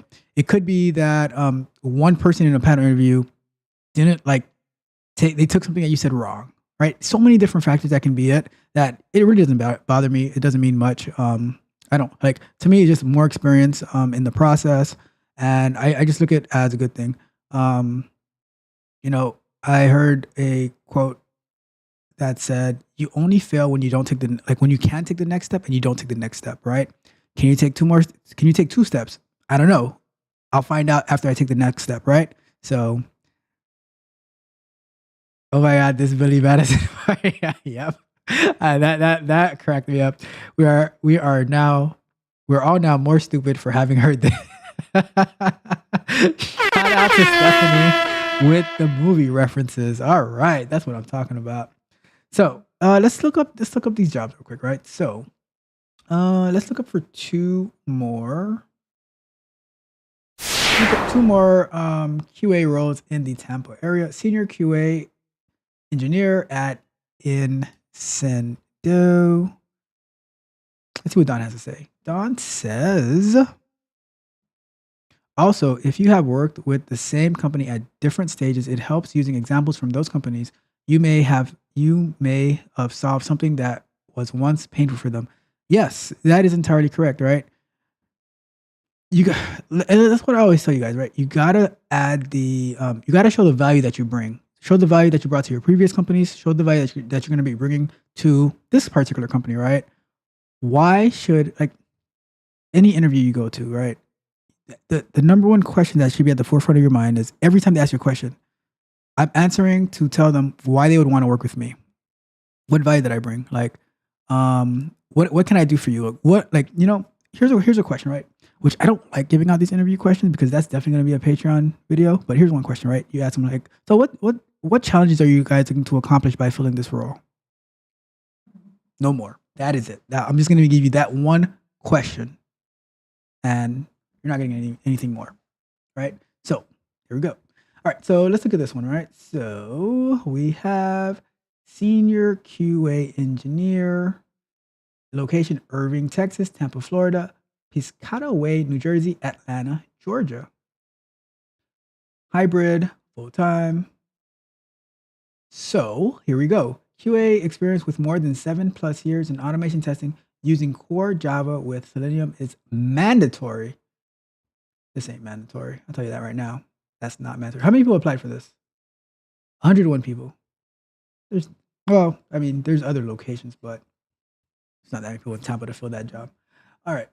Candidate must be very sorry. Yeah, we read that. Candidate must have at least 4 years of experience and good knowledge about automation framework, automation strategy, scripting, execution, analysis, and reporting. Candidate must have built some Java libraries, utilities as part of their automation framework development, optimization. So what this pretty much means is you create a framework and you package it up, and then you are able to import it using like Nexus package manager, using Maven to pull it in. That's not that complicated to do. And, I mean, this is very beneficial.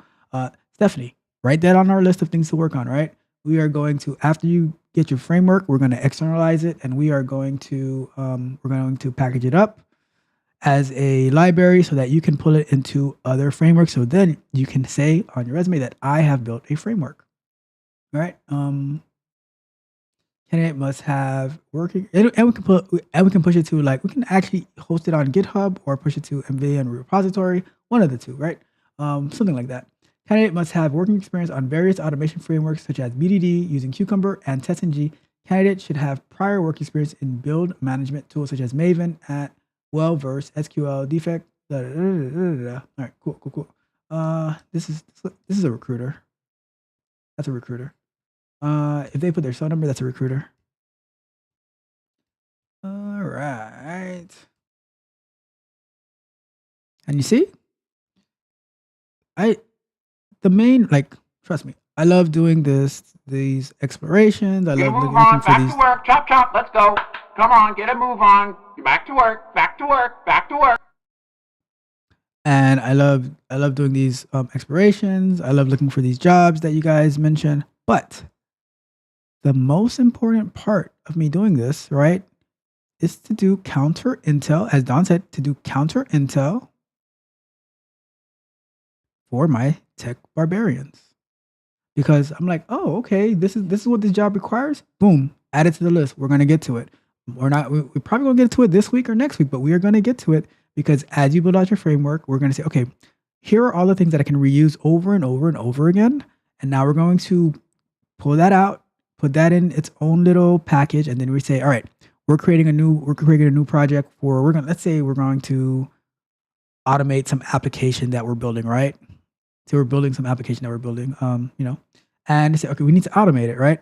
Well, let's pull in our framework that has, like, it sets up our drivers, it does it in parallel, it does what else does it do? It does it in parallel. You can do multiple, you can run it on multiple browsers, right? So this is our framework that we're going to build, right? And then it generates reports, right? You can run it in different grids, or you can run it locally. You can use AWS device farm, whatever the case may be, right? We're building that out, and now once that's built, it's externalized, and you say, all right, I'm working on this application. I'm just going to pull it in. I'm just going to pull it in, and if you do it when you're not working for a company, now it becomes your framework that you can pull in your framework from your GitHub into whatever project that you're working on for a company or whatever, right? And now you're using your actual library into whatever it is that you're doing, right? So that is the plan. And Don says, one day must know the Ralph load testing framework. Absolutely. And I mentioned it earlier, right? I mentioned the rapid automated load performance harness, right? And must complete chaos camp tier 1 challenges. Facts.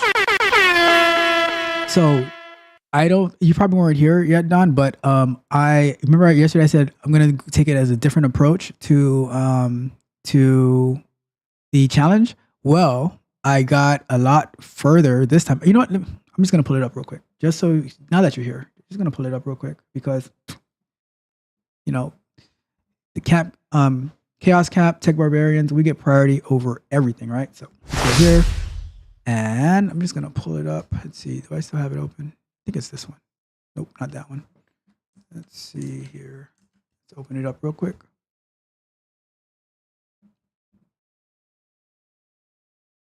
So what I did was giving a quick recap to Don because he is here now, right? You're here. All right. So what I did, I started at the bottom. I started with, like, writing all my assertions based on what the criteria was, right? So it says title should be none, artist is none, album is none, genre is none, duration should be this, and channel. I still need to do the to-do to get the channel. So all of these right here, I still need to do them, right? I know we did this one last week, but I didn't feel like going back and get the code for it. But I'll do that in as we finish this up next week, or I don't know. I have to see when we're going to finish it up. But so these are the things that we have left to do. And then I was able to use this the ID3, right? Got that, and had to figure out. So tag, title, none, genre actually returns something, right? And duration, the duration returns something, all that, right? So now when we run it, and what I need to do is add like soft assertions, right? So that I can go through the whole thing. But it failed on the genre being none because it found that it was drum and bass, right? And then, so yeah, like I said, I have to do soft assertions, but it got like, it's going to fail at the duration as well because it was a little bit off. But if the exact number doesn't matter, then I can just like round it or whatever, right? And then just going to keep going to do the chat, pull out the channel, use FF probe or something like that to get that. I know we use FF probe to get the sample rate. Figure that out, right? So yeah, so that's how I was saying that I rethought it, right? Not to approach it from like a developer or engineer mindset, approach it from a QA mindset, right? Let me get all my validations, and then as I go through it, I can just start checking them off one by one, right? So like here you see done. Once I got the duration done, once I got the genre done, I got the album done, artist done, title done, right? And then now might need to use a different library to be able to get the channels, the sample rate. So this is what we have left to do, right? So that was that, right? Let's see. So Don says, nice. And also there could be a bug in the spec that needs to be questioned, quite possibly. But that's why that we are so we're validating, making sure that we match the spec first, and then we can make some recommendations saying, hey, this is what I'm finding. Is there engineer, developer, whatever, can you double check this? Because I'm even going to report the bug to you, right? We're going to go ahead and we're going to write a bug report together, and we're going to see what happens. So, but we're going to finish that up next time.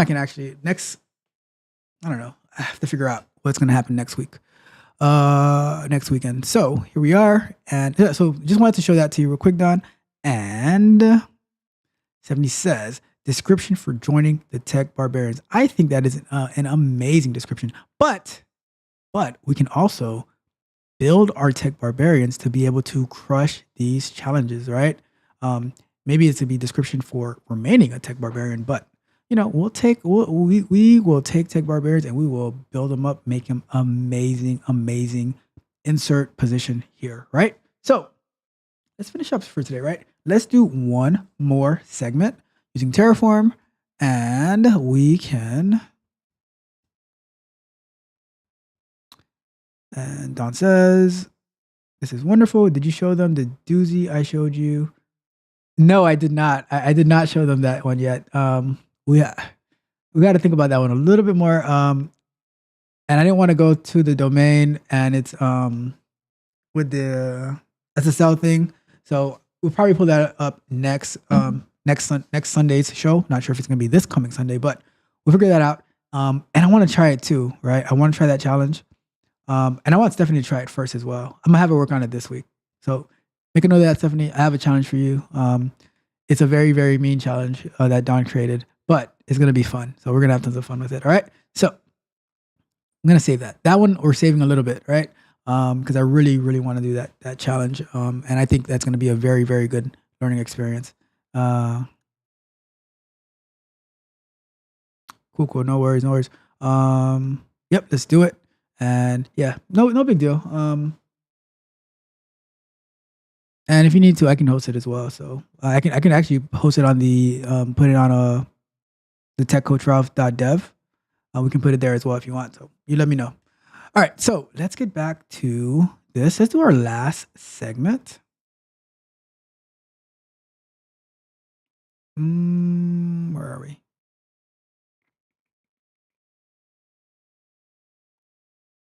Okay. So let's go here and let's put 20 minutes on the clock. It's time to do. Okay. All right, cool. So here we have so everything is up and running. We have our Docker Compose up and running. We have our Docker up and running.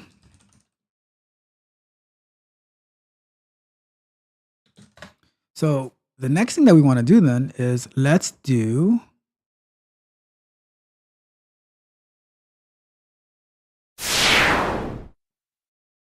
let's install Selenium Grid, right?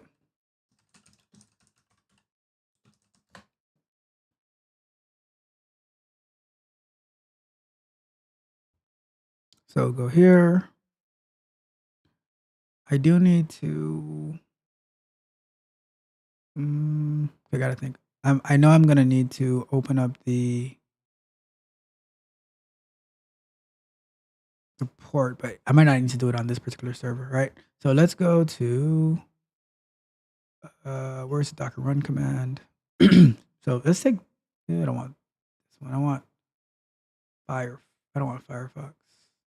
I want Chrome.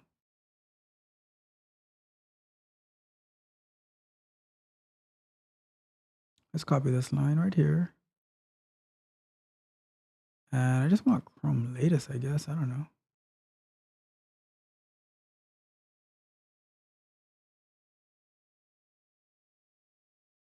Let's try Chrome latest. So I'm just gonna copy this line in here.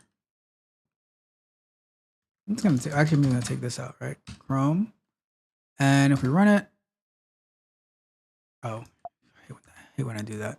I don't know why they make you, why the copy, we're on here. I don't know why the copy always takes the $sign. That's so annoying. So this Docker run command, if you're not familiar with Docker, it's saying Docker run, and then once you tear down the instance to remove the Docker container or the Docker container, and run it in interactive mode on port 4444 and port 7900. And the size is 2G. I'm not too familiar with this tag. And Selenium standalone Chrome, right? They don't have a detached. So let me add detached to it as well, because we don't need to see we want to keep our terminal. So let's go put it in here, right? And here. And let's copy that whole command before we run it. Oops.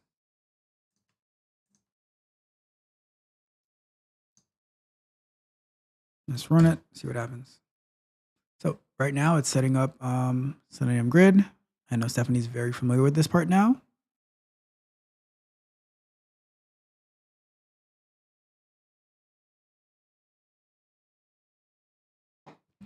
See, when I'm coaching you, when I'm mentoring you, I do not hold your hands through anything, right? I believe in taking courses. If you're going to do a boot camp, fine, whatever, right? As long as you actually know what you're getting into. But I don't hold your hand. I say, here, go do this project, right? And if you have any questions, cool, ask me. But the primary thing is to be able to figure it out. Time box it, say I'm going to spend this much time figuring it out before I ask for help. But figure it out and then report back, right? Like we're always on a mission, right? Every day we have a mission that we're trying to accomplish, and we just work, right? And I gave Stephanie the other day, said, hey, this is the like she's like, oh, I wanna I'm getting like, I don't like that they're just holding my hand through the course. I'm just doing what they're doing. I'm like, oh, you need a project? You want to be challenged? Go and write me test cases and automate this project that this little website that I created, right? This application. And I said, and I want it to be done through Jenkins, right? I want you to use Jenkins to be able to execute it, have the code pushed to GitHub, and it's being able to pull the code in from GitHub and run it through the Selenium Grid that you're going to install via Docker, right? Everything being done via Docker. And the only thing she needed some help with was setting up Jenkins with Docker. And I said, all right, helped her set it up. And then I said, now, after you're able to configure it and everything that you need, delete it. Delete the Docker image or the Docker container of Jenkins. And now the next day, you're going to do it all over again by yourself. Don't ask me for help. And guess what? What happened after that, Stephanie? So here we're going to say run Docker container for Selenium grid. Boom. And here we go, Docker run. And we have our detached. Cool.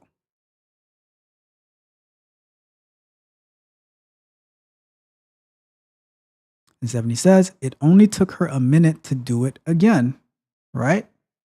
I told you. I mean, you know, all we do is win, man. You know that. Told you, I'm a strategist, right? I can figure out how to make you pick up on these things, and now she knows it. Like, I think the first time we used Docker was she was working on like MySQL. I said, oh, let's try to use Docker so you can have a way to practice MySQL. Her first exposure, right? And then the next exposure was installing Jenkins. She did Selenium Grid on her own, and then she installed Jenkins again on her own, right?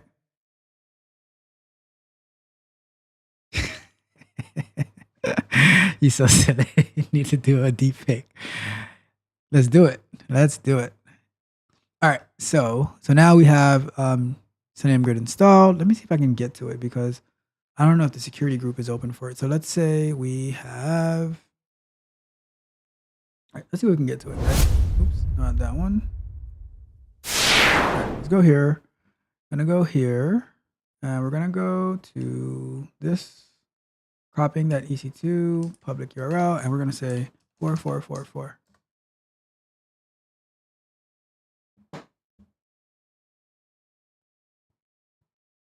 It might be. I might have to edit the security group. Let me see.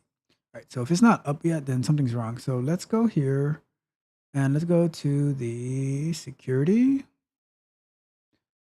And let's go to, oh, okay, because it created a new security group. That's why. So let's go edit that security group real quick.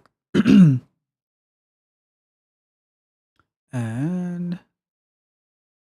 so what we're eventually going to want to do too is to be able to configure the security group through Terraform, right? But for now, let's just go here. And we're going to say edit inbound rules. And we're going to say add rule 4444. And we're going to take that from antibody.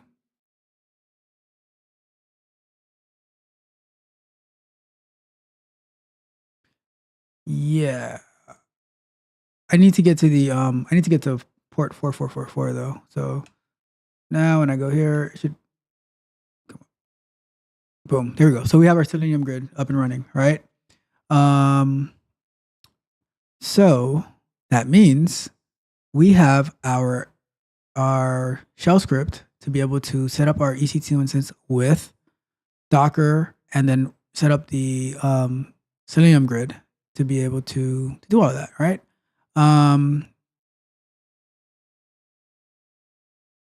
Yeah. Cool. So now let's go to, so we have a script, right? We're good. So we do not, all right, so let's go here. Now let's see how we are going to get our,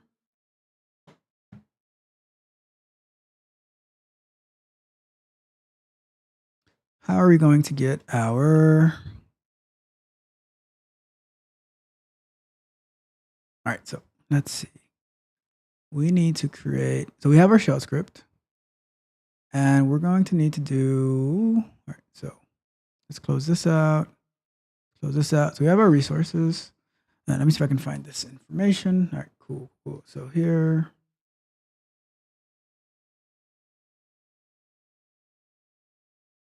Okay.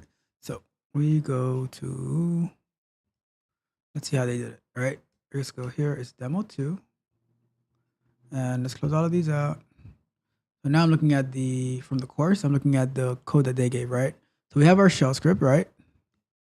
So bin, all right, so this was a little wrong. So let me do bin, so boom, now we go. So bin bash, all right?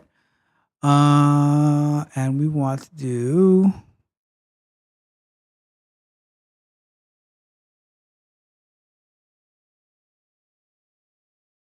okay, so slash, cool, all right, perfect. All right, so now we don't need this one. And let's do version bars.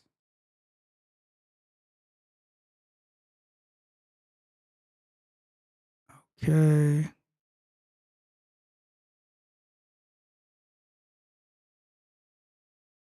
So we need to do keygen, instance user.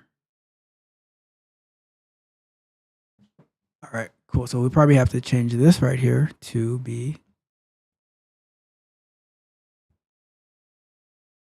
Oh, you can't see what I'm Another one. always. So what I'm looking at right here is I'm looking at from the course, their project, right? How they do their variables. So because we're gonna need to do a keygen, right? For our instance that we're gonna create to be able to connect to it. Let's see what do they have here. So we have a provider, access key. All right, so let's look at this. So we're gonna need to use this, right? So let's see what we have here. Let's try to recreate this.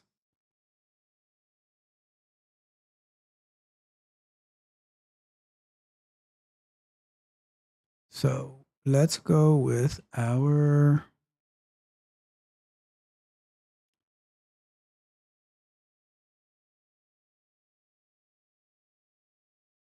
all right. So we need to create a keygen for my key, and we need to create one for public key. So let's do that. So we go here and let's say keygen, and let's say TCR key.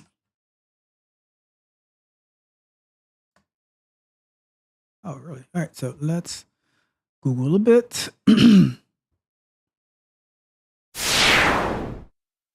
Create, or let's say keygen.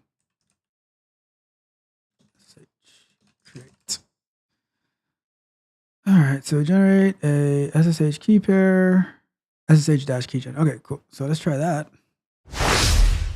SSH dash keygen TCR key. Let's see what we need.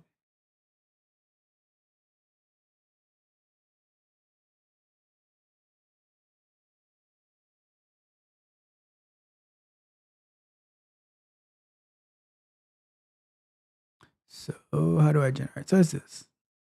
Let's do some more Googling. Open terminal and use the SSH keygen command with the dash key to create a new SSH key pair. Replace the following key file name. The name of your SSH key, for example, a file name is my SSH key, generates a private key and my SSH key and a public key. All right, cool. So let's do that. So it's -C for create. It is.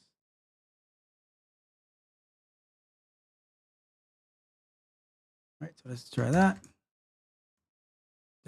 -C TCR SSH key. And we want a password. No, we do not. All right.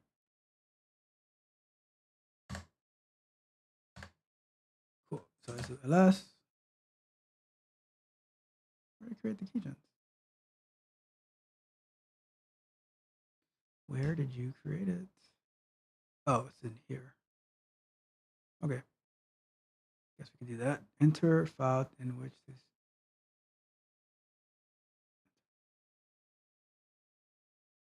Okay, so we'll look at that after. All right, cool. So, let's do it again. So you didn't see what I was doing, so let's do this. SSH dash keygen dash C TCR SSH key. Enter file to save the key. your file to save the key. Should we do dot maybe? Oh, okay. No. Let's just do it again. Yes. Yes. All right, cool. So we have a SH key, right?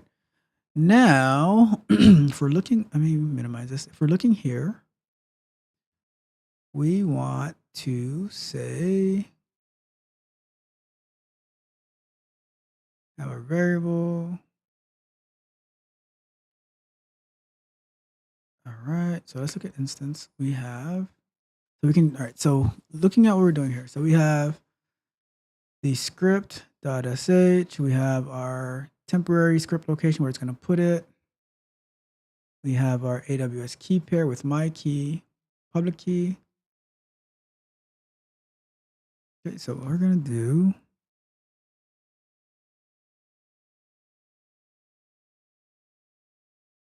so let's create our instance file. All right, so new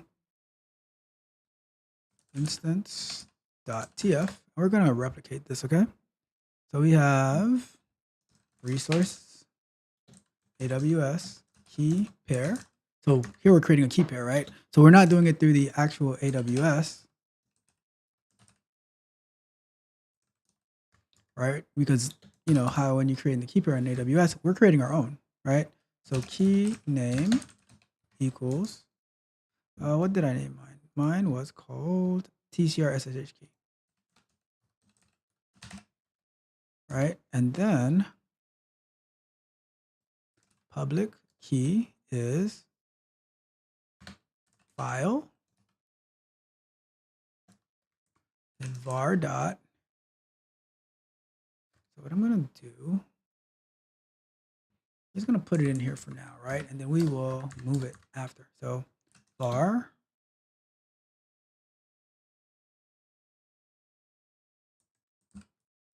to public key. And then I'm going to put this here.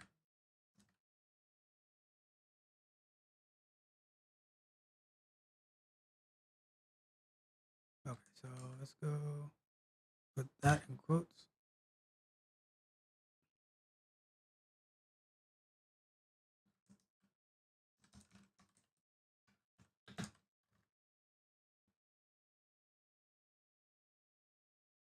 What's the difference? Oh, it should be variable. Sorry, variable. All right, cool. So here we are. We have that, and I'll move this after. So here, this is going to be the path to the public key. So let's see what our path to the public key is, right? So I think it's here. We're running it locally.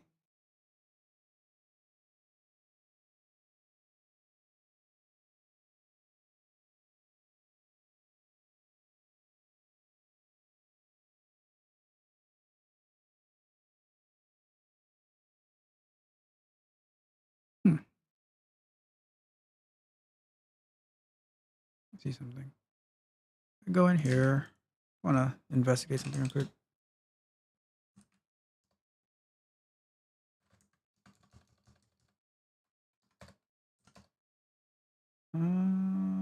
That's not what I wanted.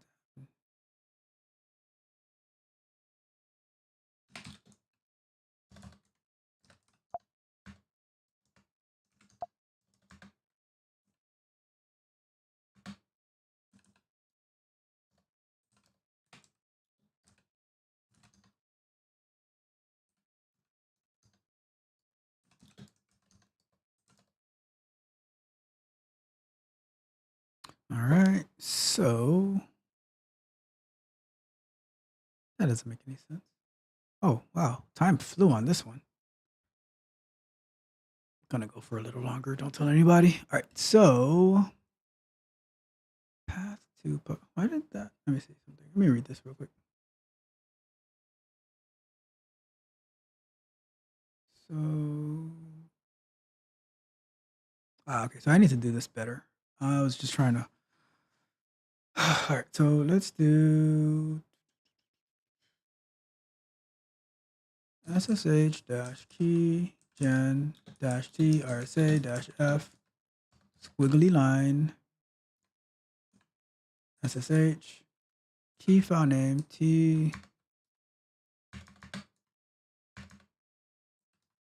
TCR,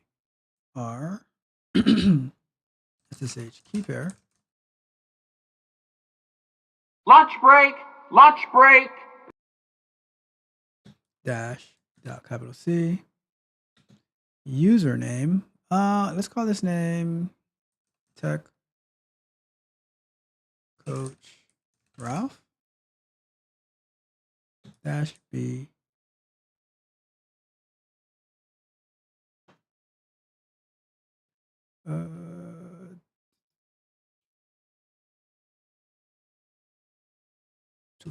B 2048.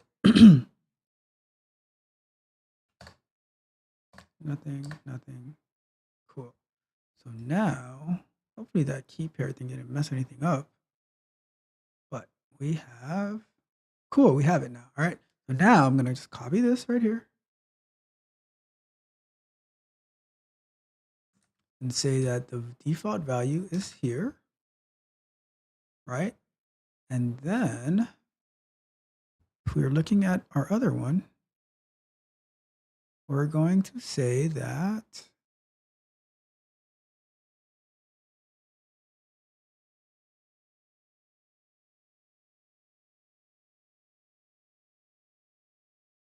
let's get our public key.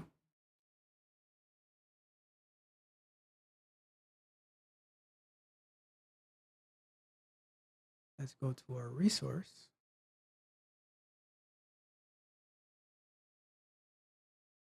Provider.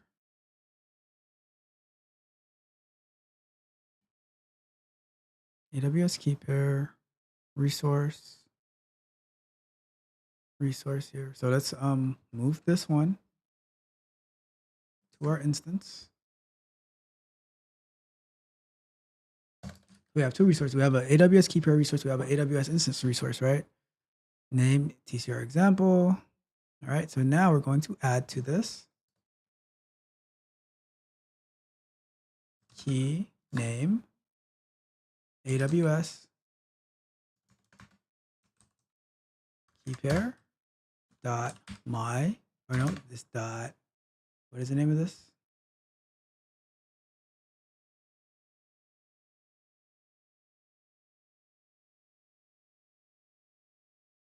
Dot TCR key pair dot key name. All right, cool.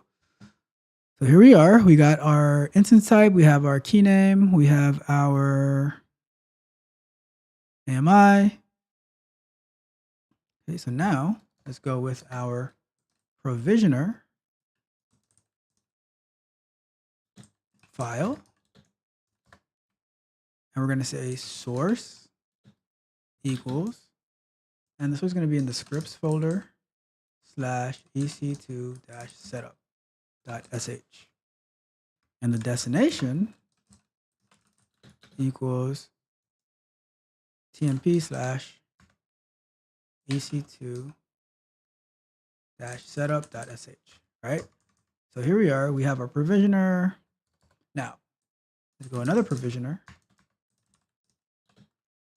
Remote exec, so we can be able to use it on the remote connection, right? We're going to change the permissions on our file, modify permissions, and plus X / now the tmp/ec2-setup is the one that they are going to be using, right? To do our, like, it's our script, our bash script to set everything up, right? So remove spurious CR characters. I don't think I need that one, to be honest.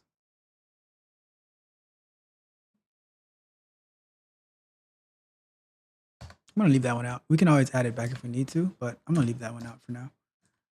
Sudo and tmp/script.sh, right? And then, okay, so this is, all right, so I need to do in line. I missed that line. All right, so here, go down here, Go down here and we close that. All right. So it's a so what this is this is a list, right? It's going to do this command first. It's kind of looping through it, and it's going to do this command, right? I'm leaving this one out because I don't think I need it because I don't have like if we look at his stuff, right? He has a loop in there. So what is he removing?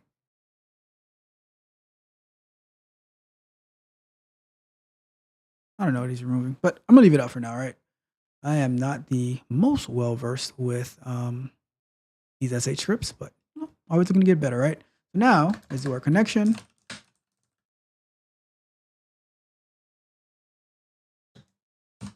So let's do host equals. I'm not sure what this co-esque thing is.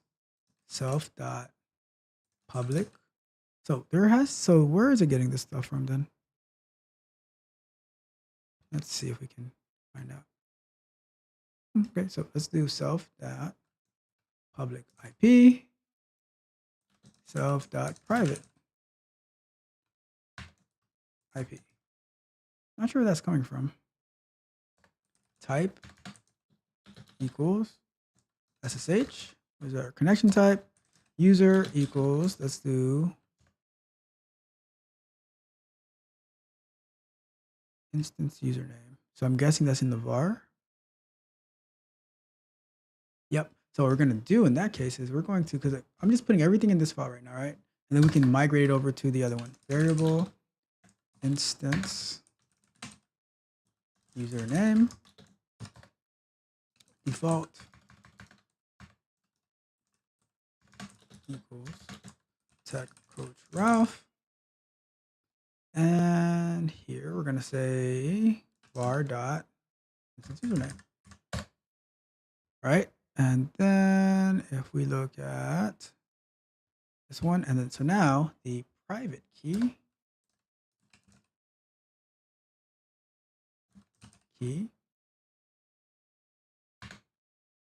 equals file var dot path to private key though. All right, so here I'm just gonna throw this up here.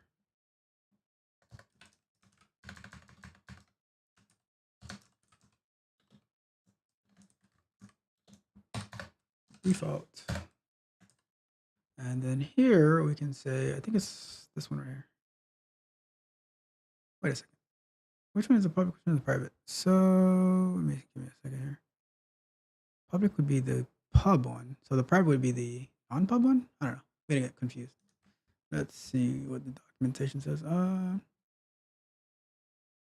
Okay, so I have it backwards. So this is the private one. Do this. So no. This is the private, and this is the public.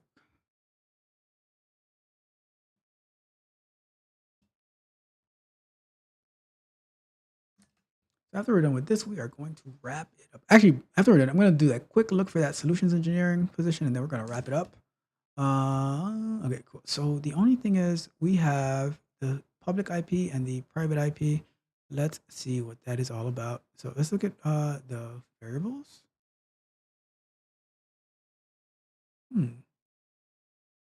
Provider instance var.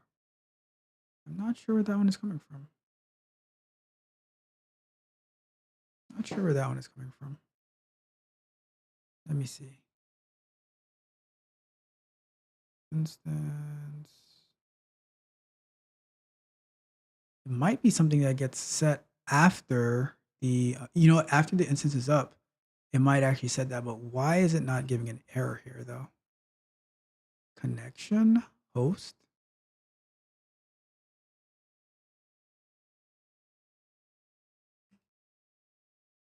Oh, it's coming from up here. AWS instance, TCR example.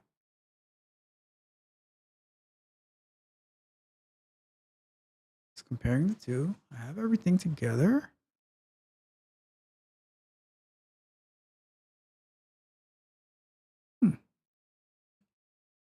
Not sure about this part. It is what it is. Let's find out what's going on. Right, because here I'm getting an error, but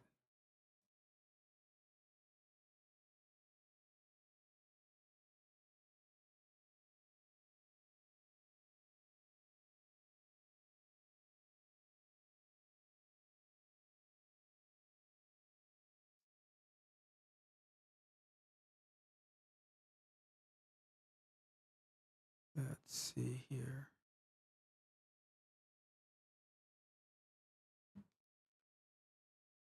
That's the only thing I'm not too sure about is that part right here.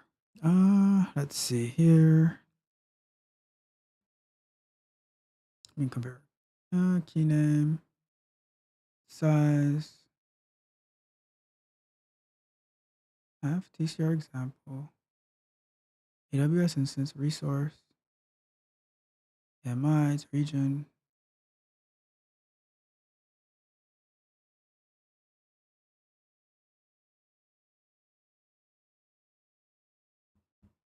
Self. Resource example of type AWS instance.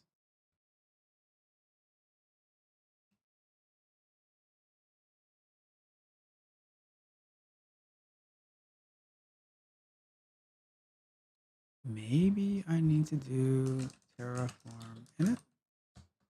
Oh, I'm not in the Terraform folder though. So cd da.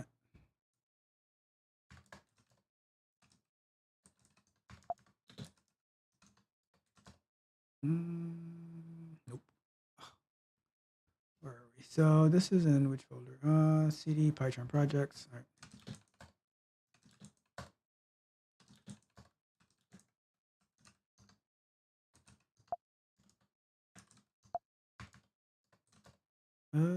What is this called? All right, cool. CD Terraform test ls. Terraform init. Unsupported block connection. Cool. S. Blocks of connection are not expected here. Really? What am I doing wrong? Let's see. Instance TF, we have resource. What I'm going to do, I'm going to move these variables to the variables file. Come off here real quick. Move this away. Move this to, I don't want you guys seeing the var file. Move that in here. And then I'm going to go back to the, close that out. And then here, all right, so let's see. Let's compare again. So now these files should match, right? So let's say we have resource AWS key pair, key name, public key. Then we have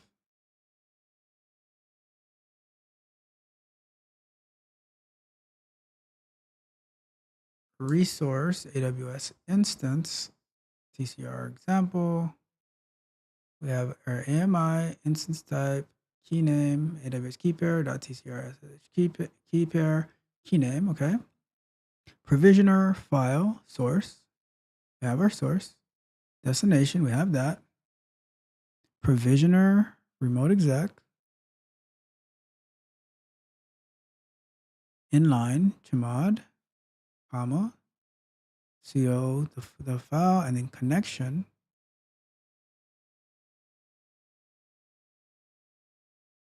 Oh, wait a second.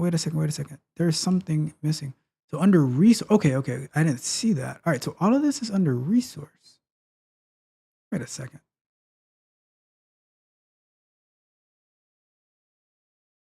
Oh, okay. I gotcha. Okay. Message.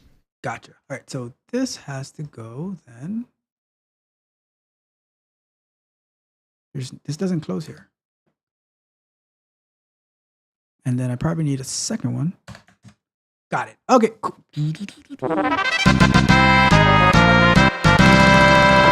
I got it. Remember what I was telling you guys the other day, right? Like you work at it, you work at it, you work at it, and then that one little line, 3 words, I got it. That's what we work for. That's our goal, to say, I got it. All right. So let's see where we're at now. So we have key pair.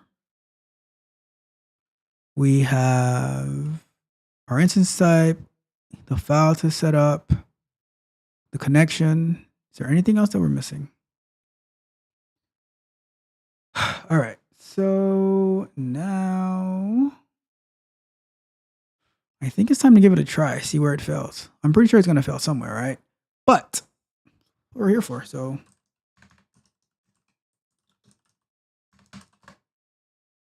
Okay, and then Terraform plan. Let's take a look at our plan.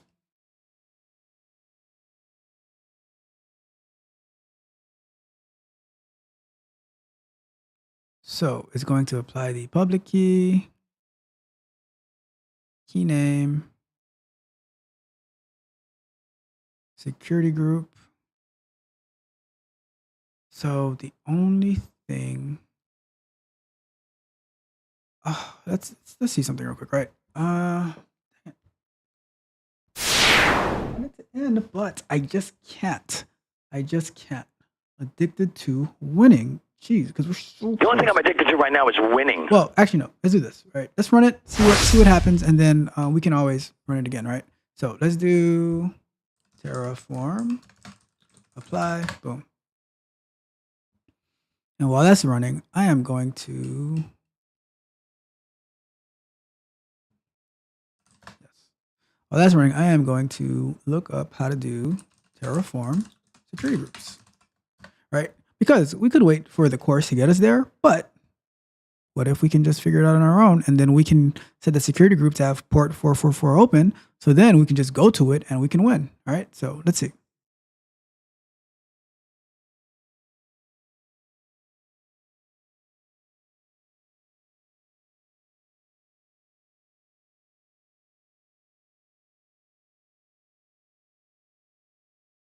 Let's see.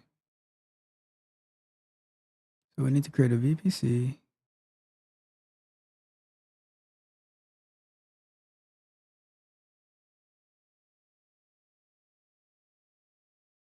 So something's happening. Well, because what we could do, maybe we'll save the security group for next week, because we have to or next time we meet. Because we do have to do I think we're gonna have to create a VPC, right? Got to figure that part out. But maybe we have to create a VPC, and then we'll open up the port 4444, so that way we can automatically get to our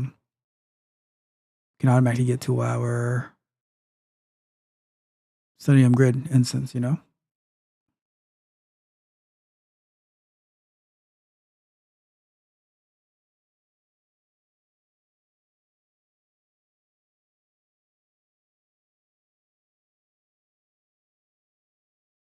Let's see, still creating. Right now it's going through, so it's probably going through all the steps in the file right now. I mean, it's possible that it's failing somewhere, who knows?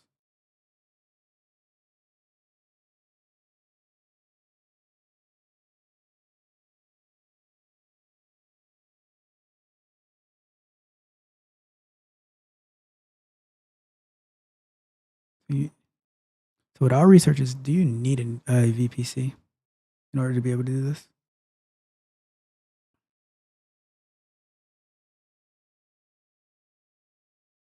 Yeah, so let's see what's going on. I don't know. It's doing something.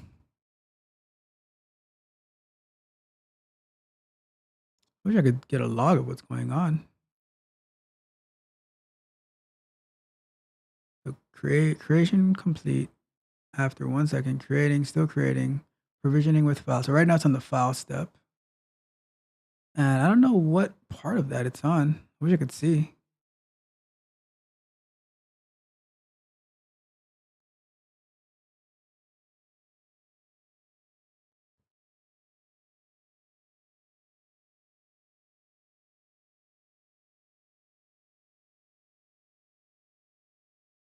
while we're waiting, you haven't done so yet, subscribe to the channel. I hope you're enjoying this Terraform stuff because I'm fascinated by it. Like, I'm fascinated by technology. I'm fascinated by this Terraform stuff. Being able to, like, for the past 12 years, I've been automating, right? But seeing that I can automate my infrastructure, this is going to be a game changer because, like, let's say, Don, for instance, right? Let's say we're setting up something like Report Portal, and we can just, I mean, I'm sure you do it already, right? But you can just throw it through Terraform and have it do everything that you need, and then you just go and you access it. Like, then you can create it in other areas too, right? Um, yeah, this is pretty cool. I am highly impressed by it. I don't think something can't be working, right? Because it shouldn't be taking this long to go through the script. Wish I could see what's going on. Let's see.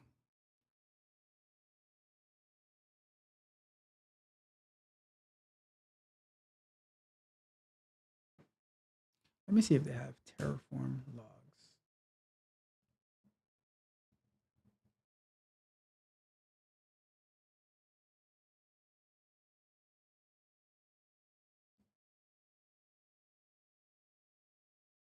So we can probably stop it and run it over again with, let's see. You can set the TF log to one of the log levels, trace. Let's see what they have in here. So let's see, let's go here. And don't see anything in there. Log.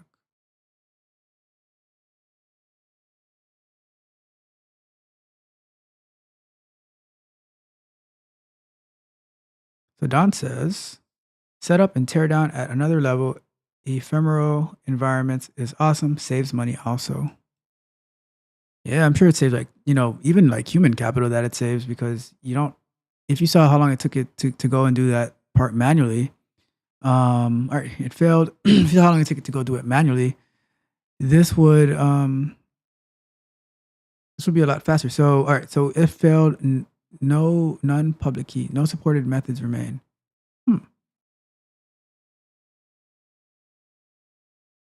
Let's see. Path to public key.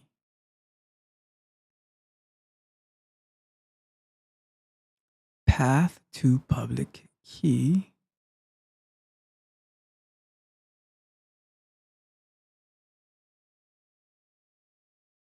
Let's see something real quick.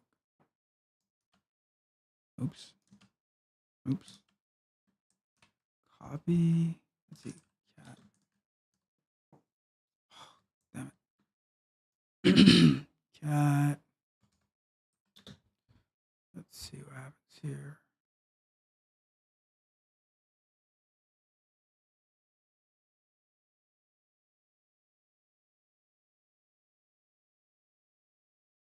So let's say users.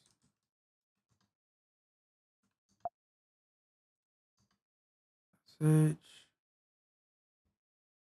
And TCR pub. Let's see what happens with that. So that shows something.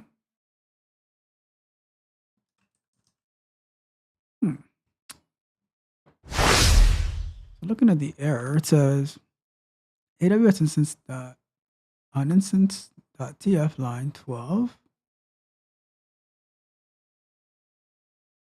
So here, failed, unable to authenticate, attempted methods, none, public key, no supported methods remain. So let's see, then we are here, they're on line 11, we're on line 12. So these all match. 3, 3, 4, 5. Resource var T3 nano, AWS key pair, file scripts.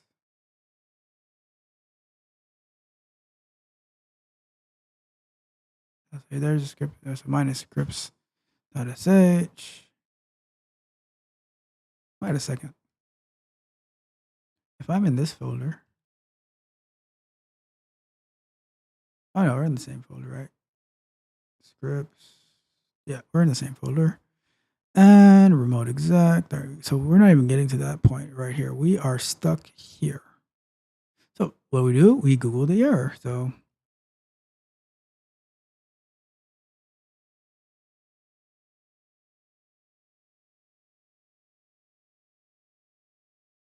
let's do this. Let's see what we did wrong.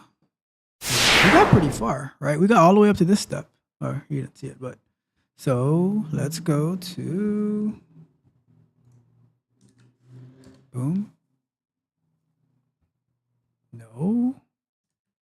Or let's say no. So handshake failed. All right, Terraform, handshake failed. Let's see.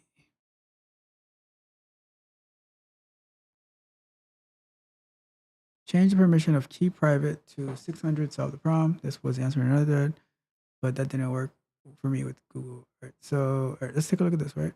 Why can't, all right, so this is what we want, right? Why can't Terraform SSH into EC2 using supplied? Because of the permissions. All right, cool. So we need to do add your key to your SSH agent. Where did I do that?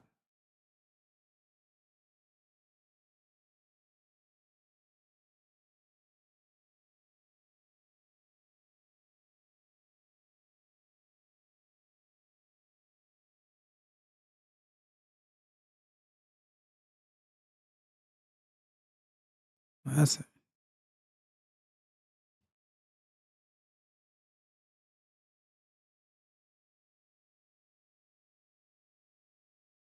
So this is in the remote part.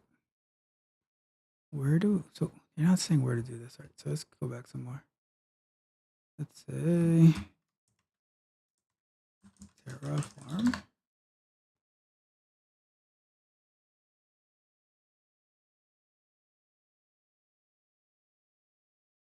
Okay, so here, all right. Make sure you add your SSH key. Make sure your SSH key is added. Added where though? Can you give an example?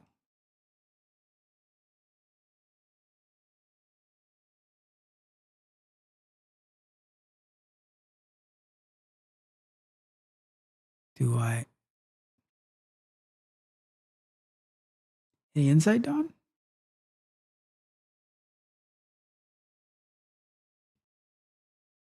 Let's see here.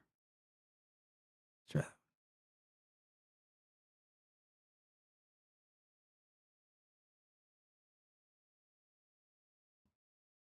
Let's do this. Terraform. So now that we know what the error is, the issue is Terraform add SSH key. How to create an SSH key in Terraform, and we go here. So key name.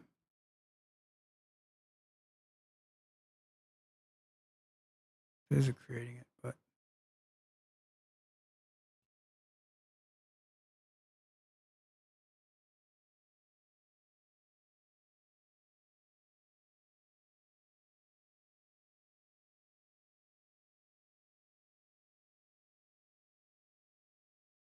so I think if I were to go here, right, and I said SSH key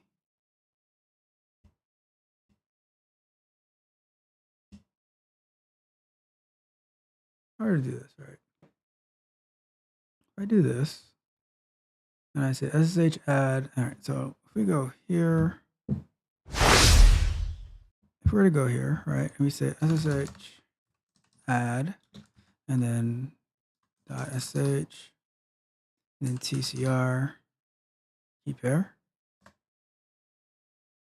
Now, if we go back and rerun Terraform apply, let's see what happens.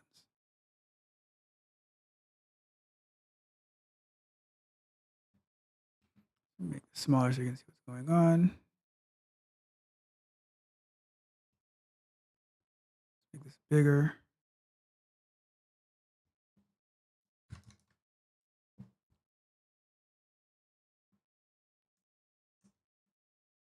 I'm gonna go yes.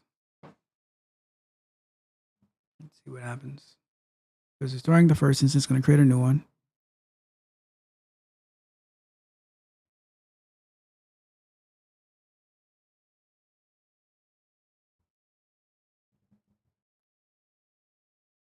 Pulling up Slack.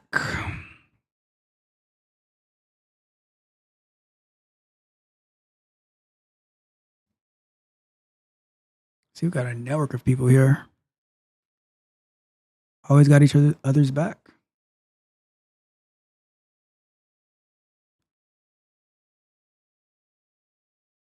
So right now, Terraform is destroying the first instance, and then it should be picking up to create a new one.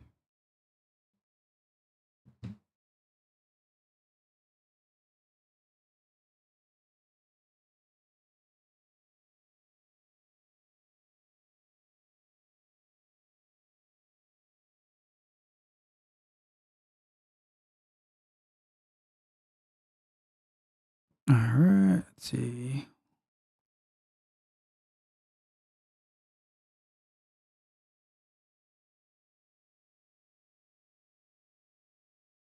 All right, so destruction completed, creating. Let me see. So resource, local, private key, content, file path.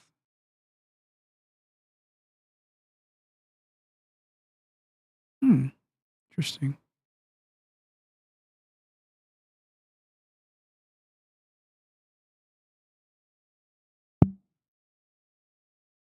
Hey, Don, and what you sent me, are you creating the key from the code or are you just referencing it? I just thought I'm gonna try it, but I'm just curious, like, is that creating the key like straight from the code?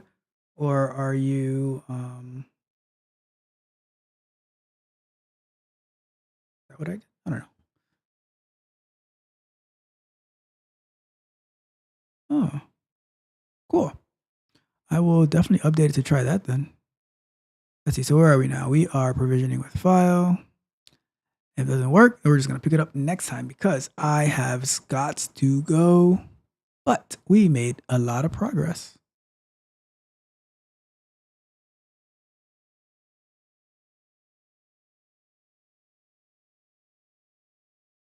Let's see what he has here, actually.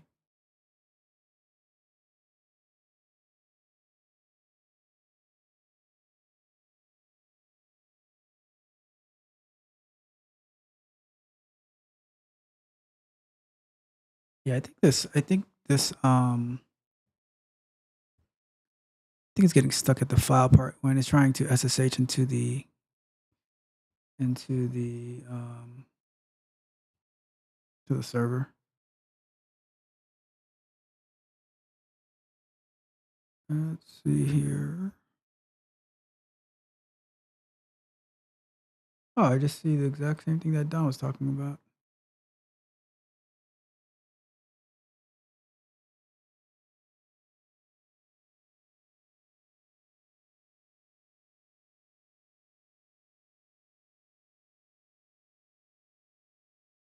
Okay.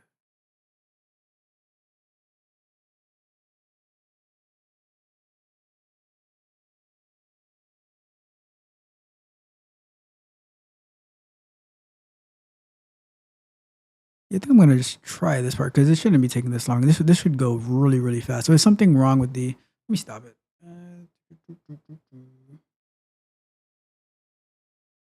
Cool. So Terraform destroy. That sucks.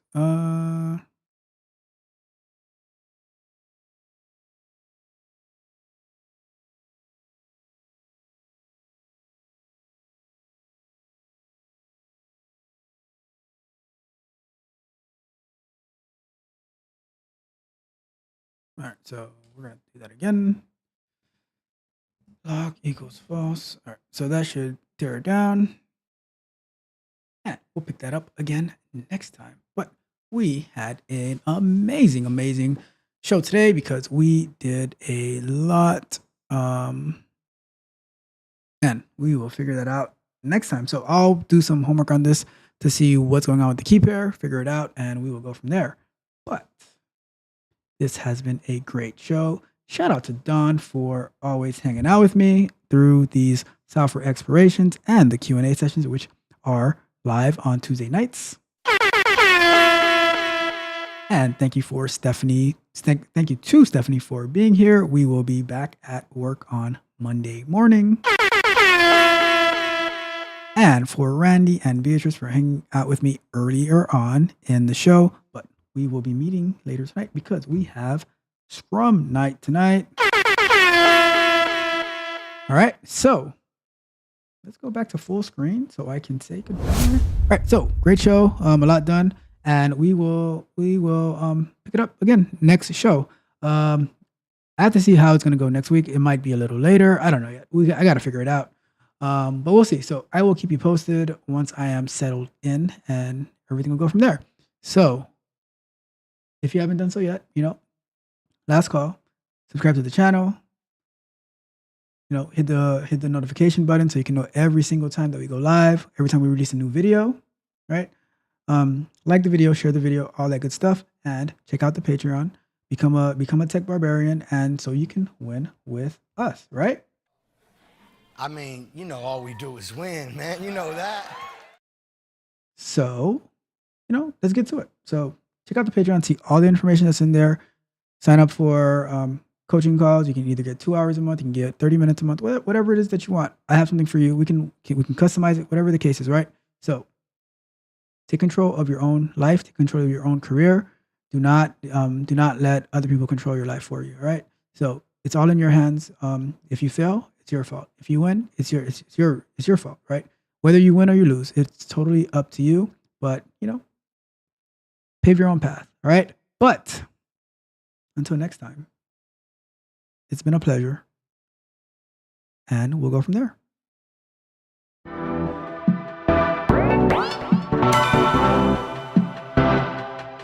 You might think that getting into the IT field is impossible without a computer science degree, but Tech Coach Ralph is here to prove you wrong. Get ready for some jaw-dropping revelations on how to break into this lucrative industry. Listen up, tech enthusiasts! Are you ready to break through into the IT field, but feel like you need a computer science degree to make it happen? Think again! Tech Coach Ralph has some exclusive, mind-blowing secrets to share with you. Get ready to be blown away by his jaw-dropping revelations on how to break into the tech industry without a computer science degree. So get your notepad ready, because Tech Coach Ralph is going to change your life forever. Buckle up, because you're about to embark on a journey to success in the IT field.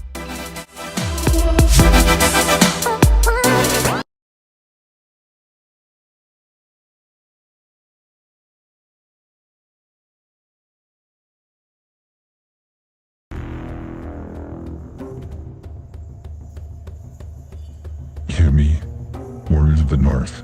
Today we have tasted the sweet nectar of victory. Our foes indeed defeated, and their lands are now bowed before us. The gods themselves have favored our glorious deeds on this glorious day. We have shed blood, sweat, and tears to claim this land. Our relentless spirit, our unyielding determination.